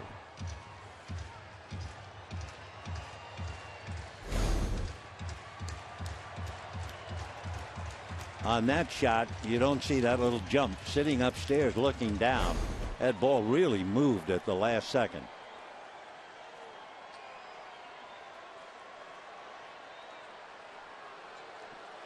One ball and 2 strikes.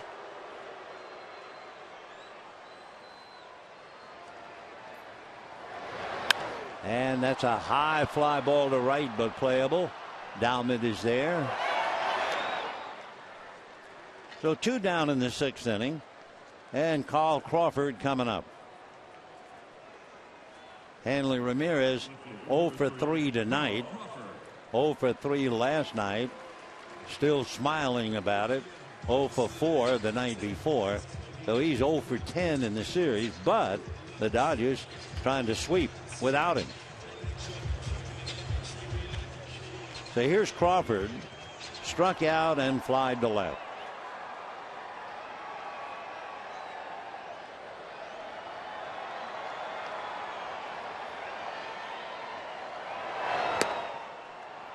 Sinking fastball. 0-1.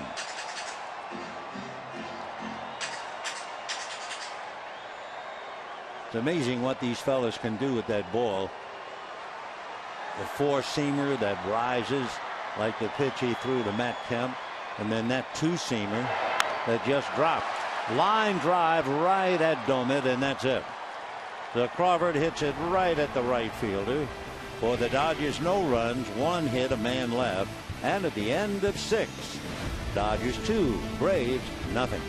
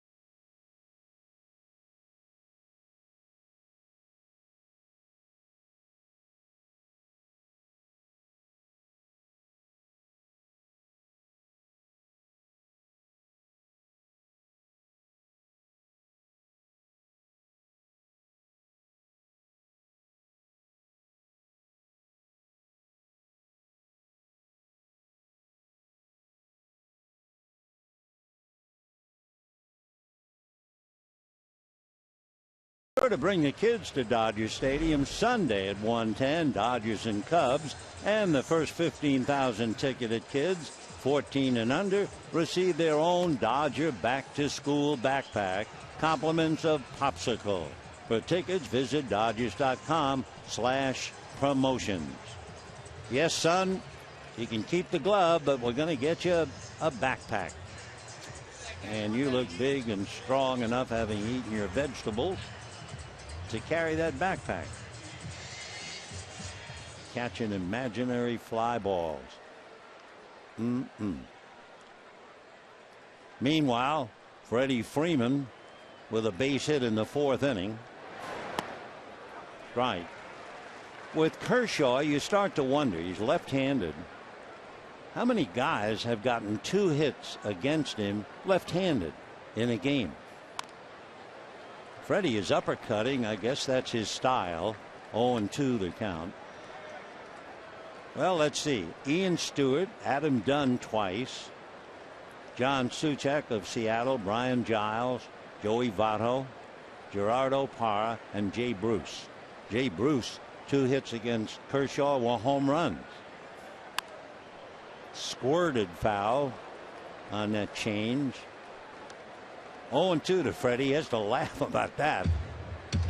I mean, yeah, that's worth shaking your head. Now, after that 74-mile-an-hour changeup where he almost came out of his uniform, let's see if Kershaw comes back with the express, the fastball. Little ground ball, plugging it up. D. Gordon juggled, but still plenty of time. That was 90 miles an hour, so it wasn't exactly another change. So 1 away. Justin Upton popped up, hit into a force play. Kershaw now has made 80 pitches. How many left-hand batters have 3 hits in 1 game against Clayton Kershaw? And you're right if you guessed Matt Carpenter of the Cardinals, the end of June this year, right here at Dodger Stadium. He had 3 hits. That's right. Kershaw has never allowed more than 3 hits total to the left-hand hitters combined in a single game. And usually there's only a couple of left-hand hitters against him anyway. For instance, tonight he has La Stella and Freeman. They're left-handed. Ryan Domit, switch hitter, but he bats right-handed.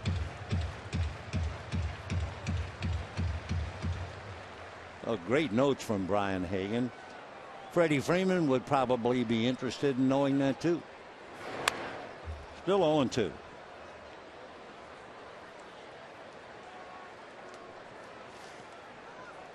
Two runs, 4 hits for the Dodgers, no runs, 5 hits for the Braves. The Braves have been shut out 5 times on the road and 8 times all year. Bad ball. Justin chased it. Down he goes. So now Clayton is getting very close, trying to have 10 strikeouts or more, 4 consecutive home games. Has 2 to go.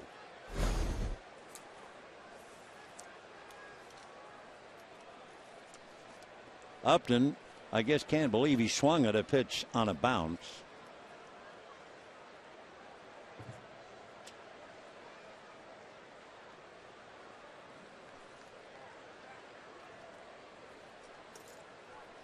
So 2 out.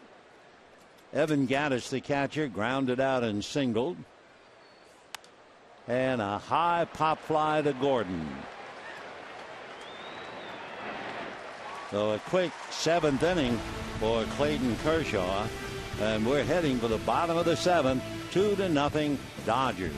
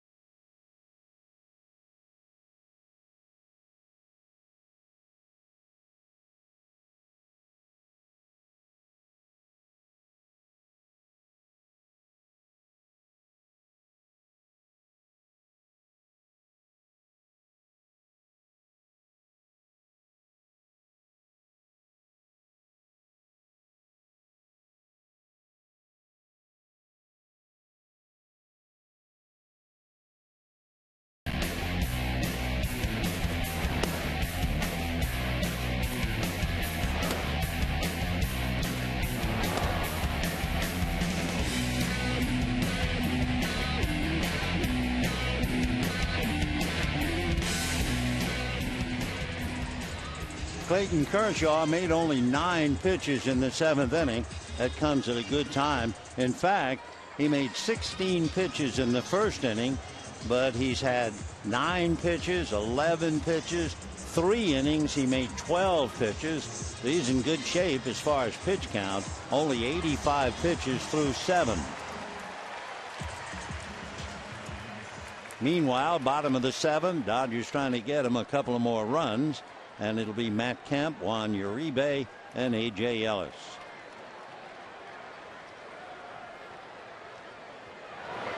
Off speed, changeup missed, ball 1. Teheran has struck out 8. Kershaw now has struck out 8. So that's 16 strikeouts between the two teams in 7 innings. Going to make a point here. 1-1. In 1945, the Braves had a fellow named Tommy Holmes who actually finished up his career with the Dodgers. He led with 28 home runs. Tommy had 636 at bats, and are you ready? He struck out 9 times. 9. Here tonight we have 2 teams, each with 8. And you have fellows like B.J. Upton, who has struck out 135 times. Justin Upton, his brother, he struck out tonight in the 7th inning. He struck out 111 times. And Tommy Holmes struck out 9. True, honest. And a high fly ball to center. B.J. going back, has some room, and puts it away. So 1 down in the 7th inning, and Juan Uribe coming up.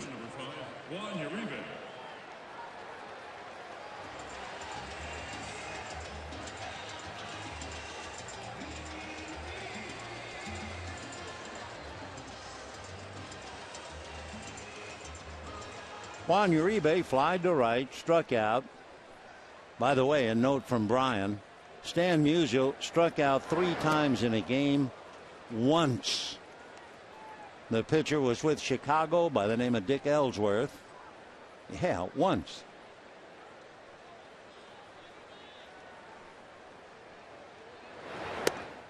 One ball and 1 strike to Juan Uribe.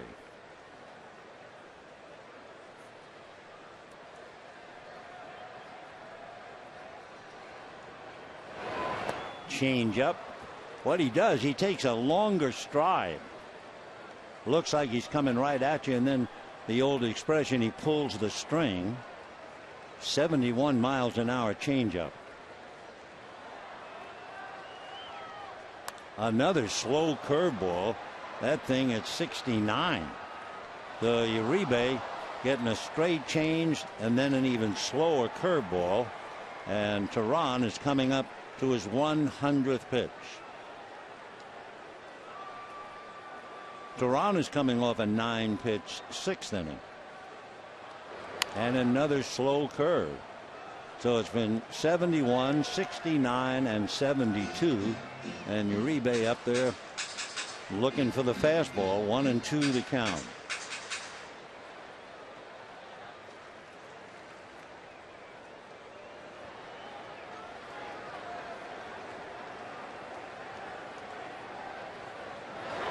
Fastball, and he's late on it, of course. After looking at 71, 69, 72, he was late on the fastball and a fly ball to right. 2 down. Great bit of pitching. And A.J. Ellis flied to right, struck out.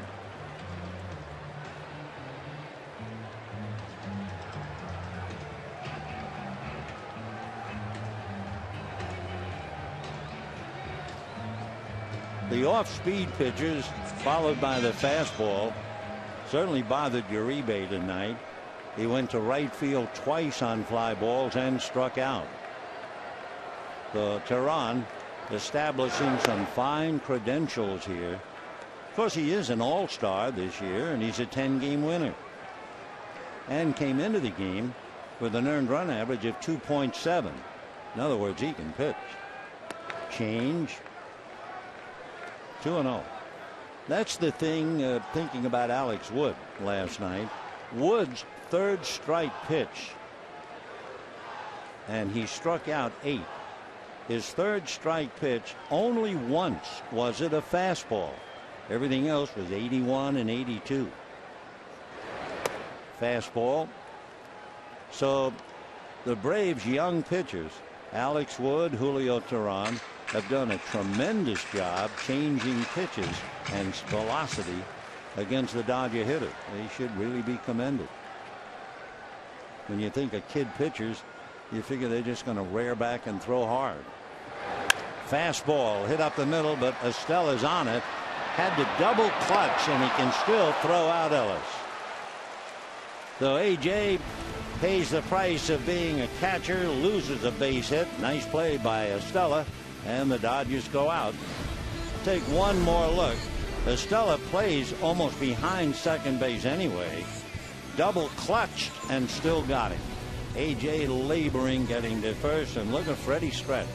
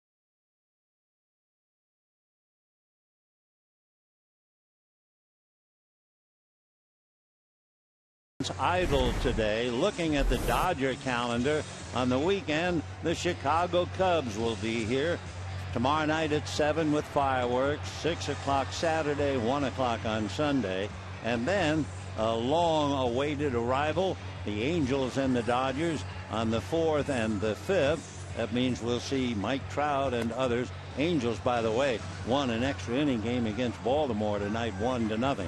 2 with the Angels here, and then the Dodgers out on the road, 2 in Anaheim, followed by 3 in Milwaukee and 4 in Atlanta. So it's going to be a very rough week starting on the 4th with the Angels. Compare the pitchers. They are worth comparing. Teheran has made 105 pitches and struck out 8. Clayton Kershaw 20 pitches less and has struck out 8. Kershaw no walks and Teheran 2. So it is a duel, and here we go into the 8th inning. First pitch, fly ball to center. Going out is Gordon, can't get it. Puig playing deep, had no shot. So Ryan Domit a single, and he's 2 for 3. Batting next, shortstop number 19, Andrelton Simmons. So that is the 6th hit now for Atlanta.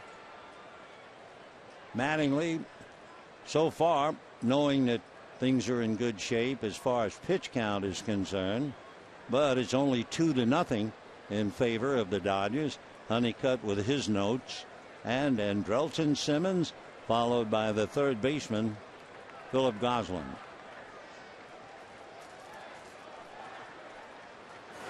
Fastball. Whoa, what a rip by Simmons on a 93-mile-an-hour fastball, as if he knew it was coming.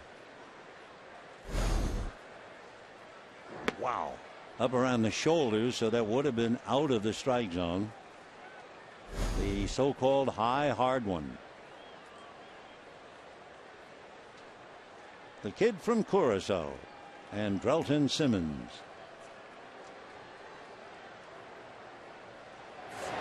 Another fastball handled. They're going to have a tag and a throw with the double play. So D. Gordon continues to do a solid job. He knew exactly what he wanted to do. Go after Domit and then get the out. The ball was not hit hard. And D just picked it up as Domit got there. So he got him and then made the play. So 4-3 double play. Heads up on D's part. Domit had nowhere to go. Simmons knows he goes to the dugout. So the Dodgers turn in their third double play, leading 2-0. Chopper to Uribe. Boy, that didn't take long. No runs, 1 hit, 4 pitches for Clayton Kershaw. He's only made 89. And at the end of 7.5 innings, the Dodgers lead 2-0.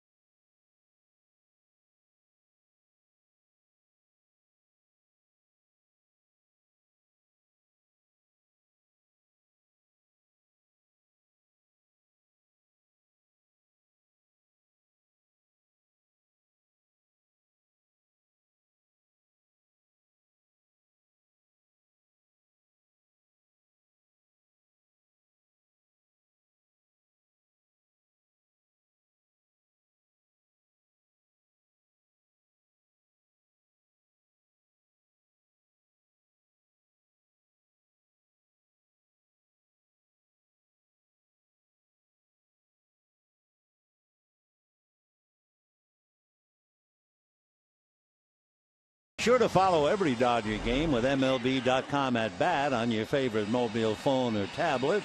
You'll get live look-ins, instant replay, scores, stats, audio, free MLB TV game of the day, and even more. Download on the App Store or visit Dodgers.com today. Clayton Kershaw, D. Gordon, and Yasiel Puig. Bottom of the 8th inning, Kershaw has grounded out, struck out. Teheran still out there, and he'll be leading off, or certainly a pinch hitter for him in the 9th inning. So Julio Teheran doing a fine job, and Kershaw has just outpitched him, although they're even in strikeouts. And the Braves have 2 more hits than the Dodgers. But the double by Gonzalez scored Puig in the 1st inning. Puig homered in the 3rd, and that's it.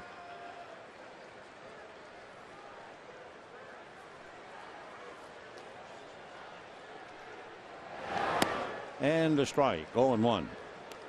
During the game, hoping to keep your interest, dropped in some historical notes and stories about the Braves. 1948, the Boston Braves played Cleveland. Breaking ball foul back. Phil Mazzei was picked off second base, to everybody's surprise, however. The second base umpire, Bill Stewart, called him safe. And Tommy Holmes, we just talked about Tommy, got a base hit to drive in Phil Mazzei, and the Braves won that game 1-0. And that was the closest Bob Feller ever came to winning a World Series game. Feller, in fact, in 1948, lost 2 games to the Braves. They hit him pretty hard. His earned run average was a little over 5. Johnny Sain, one of the great names in Braves history. Oh, slow curveball, dose of his own medicine, and down goes Kershaw. That, by the way, is the 9th strikeout for Julio Teheran.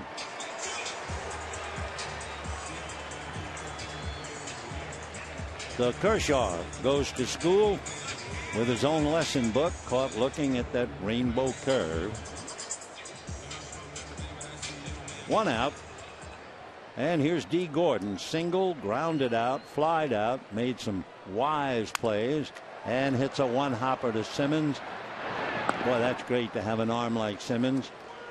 He fielded that ball and never moved. I mean, he didn't have to wind up. He didn't have to go back or charge.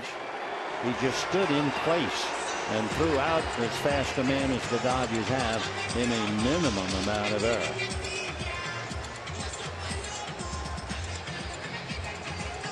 So 2 down in the 8th inning, and here's Yasiel Puig. He has scored the 2 runs, hitting .317. Puig went 1 for 4 last night with a walk.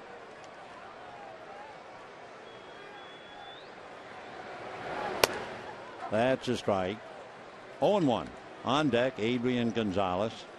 Looking at the Braves, you know Teheran is not going to hit. Juan Jaime and Chasen Shreve are in the bullpen. They have a lot of people on the bench. And a drive to center, Upton going back. It's over his head and off the center field wall. Puig on his way for 2, in there standing with a double.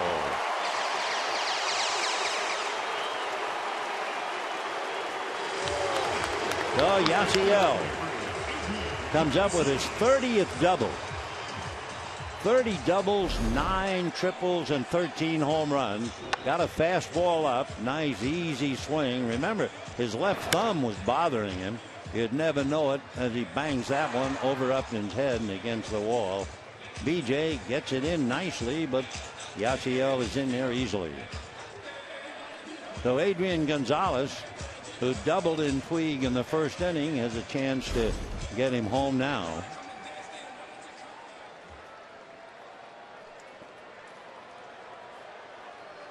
.30 doubles on the end of July. Wow. And they are going to walk Adrian Gonzalez, and you can understand them going after Hanley Ramirez has not been able to do anything really so far anyway in the series. So Freddie, who knows all about how good a ball player Hanley Ramirez is, nevertheless opts to put Gonzalez on, figuring he can get a force play and get out of the inning. 3-0 the count. Gonzalez getting his 7th intentional walk, although a lot of times you know he's getting a walk where they're just not going to throw him a strike. They'll kind of pitch around him. They paid attendance tonight to see Clayton Kershaw. Let's face that. That's the biggest reason they came. 51,163. And of course, that's another thing to link Koufax and Kershaw. The people come out to see him. Hanley Ramirez struck out twice, flied to right. Doing pretty well, hitting .293 with runners in scoring position. Fighting to stay above .270 now. And pops it up. Slanting out as La Stella, coming in as Domit, and Domit makes the catch. So Ramirez completely shut down throughout the series, and yet the Dodgers are trying for a sweep. Kershaw getting ready, going to the 9th, 2-0 Dodgers.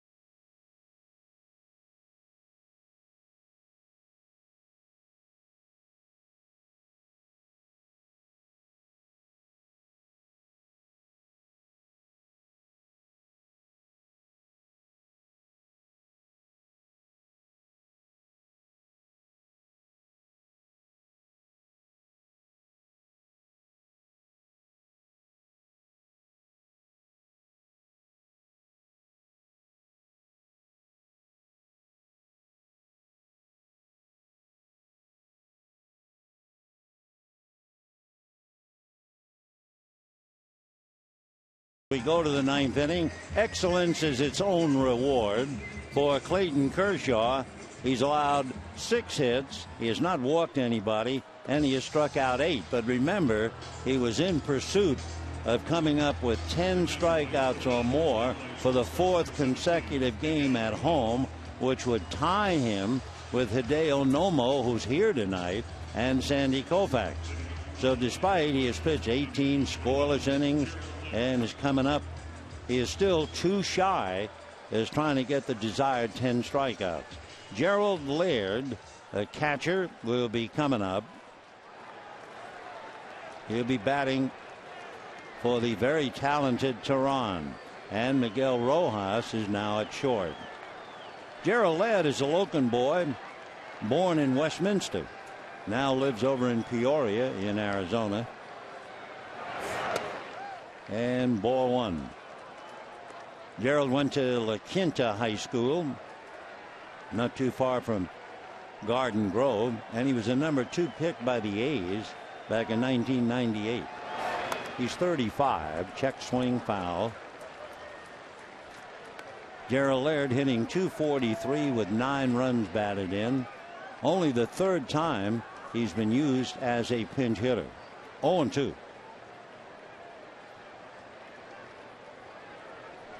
Laird played here in a high school championship game and hit a home run. 1-2 the count. He said that he hit it into the pavilion. However, his team lost that game 8-4. He was a first-team All-American at La Quinta High School. 1-2. Curveball punched. Up with it is Gonzalez. 1 away. So the Dodgers trying to sweep the A's. They haven't swept the A's since 1990, when they swept them in a 4-game series here at Dodger Stadium, and they have 2 outs to go. Tehran pitched an absolute gem. Wow. 9 strikeouts, just 2 walks, one of them intentionally granted. So he really pitched well, as did Alex Wood. Fastball. Upton hit back to the box, single to center, struck out.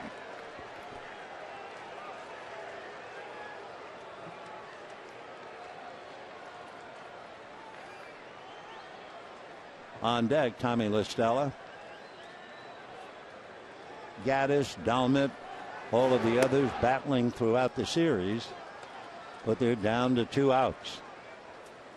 They began the day having lost 2 straight, game and a half back of Washington, and 6-7 since the All-Star break. Line drive, base hit to left field. So Upton is aboard. He's 2 for 4 in the series, in this series ending game. The batter is Tommy La Stella.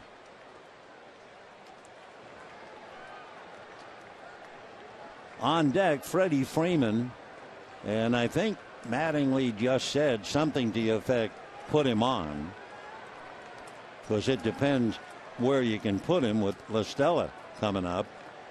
And immediately Honeycutt going to call to the pen. Throw to first. Upton got back. BJ has stolen 18 and caught 7. Looked like he stole his 19th, only he came off the bag in the 4th inning.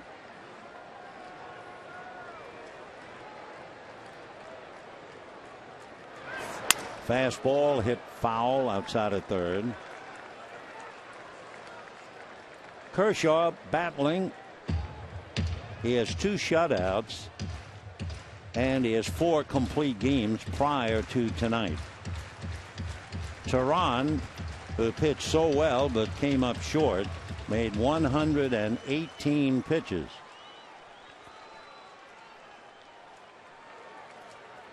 New bat for Estella, who has struck out, grounded out, struck out again. Been quite a night for Kershaw. He's had 14 ground ball outs, and 2 balls have been hit in the air.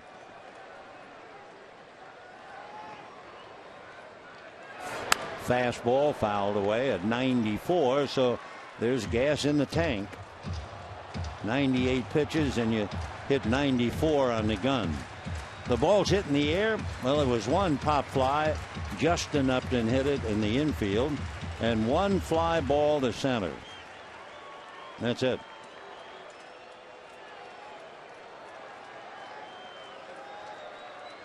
Oh and 2. Fastball and down to get it. Not sure if that's the slider. It didn't seem to have the slider break.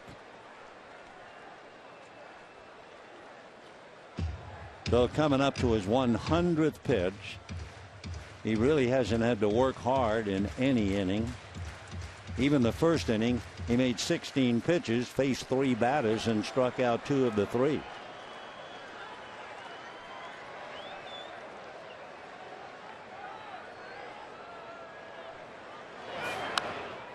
Well, Tommy Estella doing a good job getting a piece of the pitch, making Kershaw work. Estella has only played in 57 games, and he came into this game with as many walks as strikeouts. That is certainly a good sign for him. 0-2 to Tommy. Line drive over the glove of Gonzalez. Fair ball. Over to get it is Kemp. There'll be runners at first and third with 1 out. If Gonzalez catches the ball, it's a double play. It ticked his glove, went down the line, and all of a sudden the tying runs are aboard, and Freddie Freeman is coming up. Freddie Freeman. Well, we were talking about reading Mattingly's lips, something about putting him on. But now there's the line drive just over the glove of Adrian Gonzalez. So La Stella, a clutch base hit, almost a double play. Adrian couldn't grab it. And now let's see. Just nicked the leather and went on down the line. All right. There'll be a runner for Tommy La Stella at first base. And that'll be Jordan Schaefer, who played right field in the first game. Schaefer, remember, was picked off second base. That was a killer last night in the 10th inning. Well, he's the runner. And the toughest hitter, Freddie Freeman, at the plate. Fastball missed, ball 1. Freddie Freeman struck out in the first inning, single to left in the 4th, grounded out in the 7th. Brandon League is up in the pen. Remember, Kenley Jansen had to get a 9-out assignment in game 1, then gave up the home run in the 9th inning last night. So League is up. Fouled away. Boy, Freddie really dropping that right shoulder. Of course, if he uppercuts and hits the fly ball, that will certainly pick up B.J. Upton from third.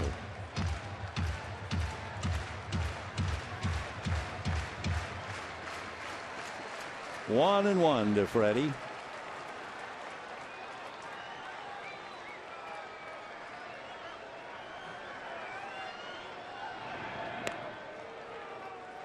So Laird grounded out. B.J. Upton singled, and then La Stella, a line drive just off the tips of Adrian Gonzalez's glove, and the tying runs are aboard, first and third, 1 away.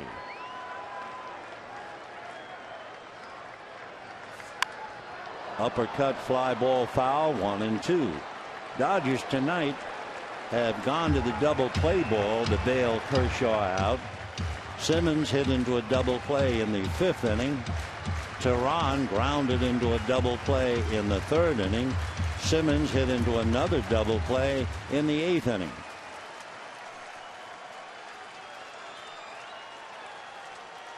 One and 2.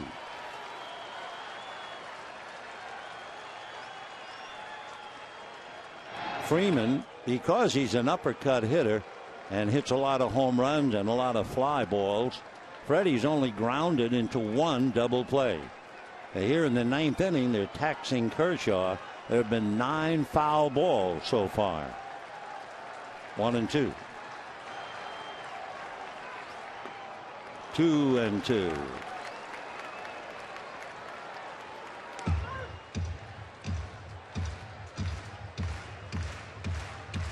Freddie Freeman. Getting behind him is Justin Upton, who hit that monstrous home run last night. They get the Braves even in the 9th inning. 2-2.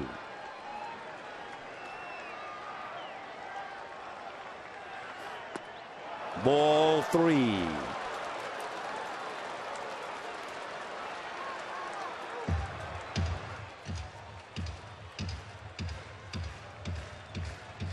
By the way, we read the sheet incorrectly. Freeman, despite uppercutting the ball, has grounded into 11 double plays, and he has struck out 93 times. 3-2. Got him.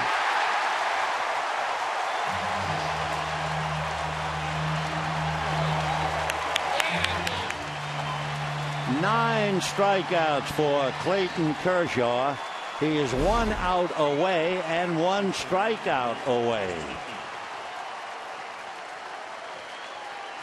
Freeman trying to lift that pitch, as he's done all night, and comes up empty. So Kershaw could accomplish a couple of things if he could strike out Justin Upton. He'd get the 10 strikeouts and a shutout. But that's asking a lot. Upton has popped up, hit into a force play, and he was strikeout number 8 back in the 7th inning.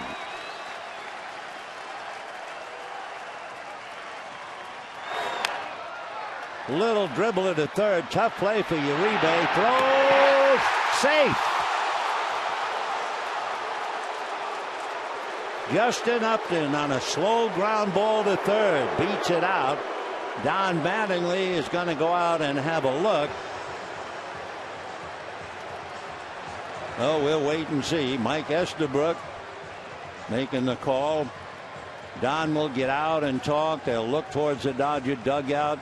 I assume Tim Wallach could be on the phone. And thumbs up. The thumbs up means official review. Of course, you can understand it with 2 out in the 9th inning. What a time to have a review. I mean, if he's out, the lights are out, the game is over. The run is in for sure. Uribe dead on the run. Upton runs well. So close. Wow. It's almost asking too much of a human being to decide a play as close as that. And remember, the first base umpire, where he's standing, can't see inside Adrian Gonzalez's glove. Now, everybody here in the park trying to help the umpire, saying out. Boy, you talk about a ball game hanging by a thread. They're not going to influence the umpires. They're getting a report from the umpires in New York.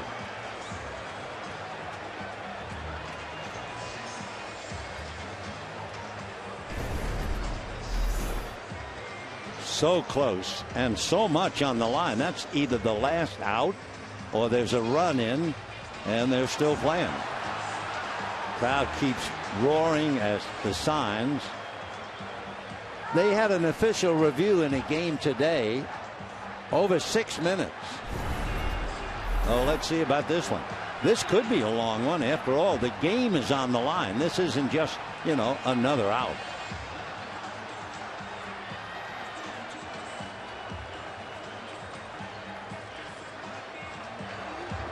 Jordan Schaefer in talking. Alex Wood, B.J. Upton, deeply involved. Still waiting. You realize what a tough job the umpires have with all the equipment we have, and they're asked to call it correctly, and they do it 99.9%. Amazing. I mean, how close can it get? And you see you lose the ball, but you're not sure whether it's actually in the glove or not. boy, there's going to be a roar or a groan one way or another. This is about as tough as an official review with a game in the balance we've had this year. All right. Let's see. Safe. And the game is still very much alive. So Upton gets a base hit. A round of applause from his manager. His brother BJ scores the run. It is now 2-1 in favor. And the Dodgers, as Kemp drops and Puig grimaces. And the game is far from over. And one of the better hitters, Evan Gattis, will be coming up. So Kershaw, after all of that, will have to pick up where he left off after 108 pitches. That means he's made 19 pitches so far in the ninth inning. Most pitches in any inning in the game. What a time. Gattis has grounded out, singled, and popped up. You have Schaefer, the tying run, at second. Justin Upton at first. Fastball foul back. 0-1. Don't forget, the Dodgers and the Braves are certainly not through with each other. On the next road trip, the Dodgers have 4 games to play in Atlanta on the 11th, 12th, 13th, and 14th before coming home. 51,000 enjoying every minute of it. Kershaw hit 93, so he's got something left. Off speed, change at 75. 1-1. 110 pitches for Clayton.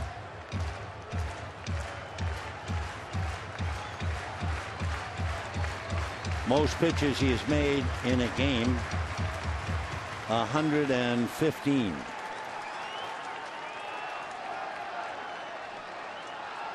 Three hits in the inning.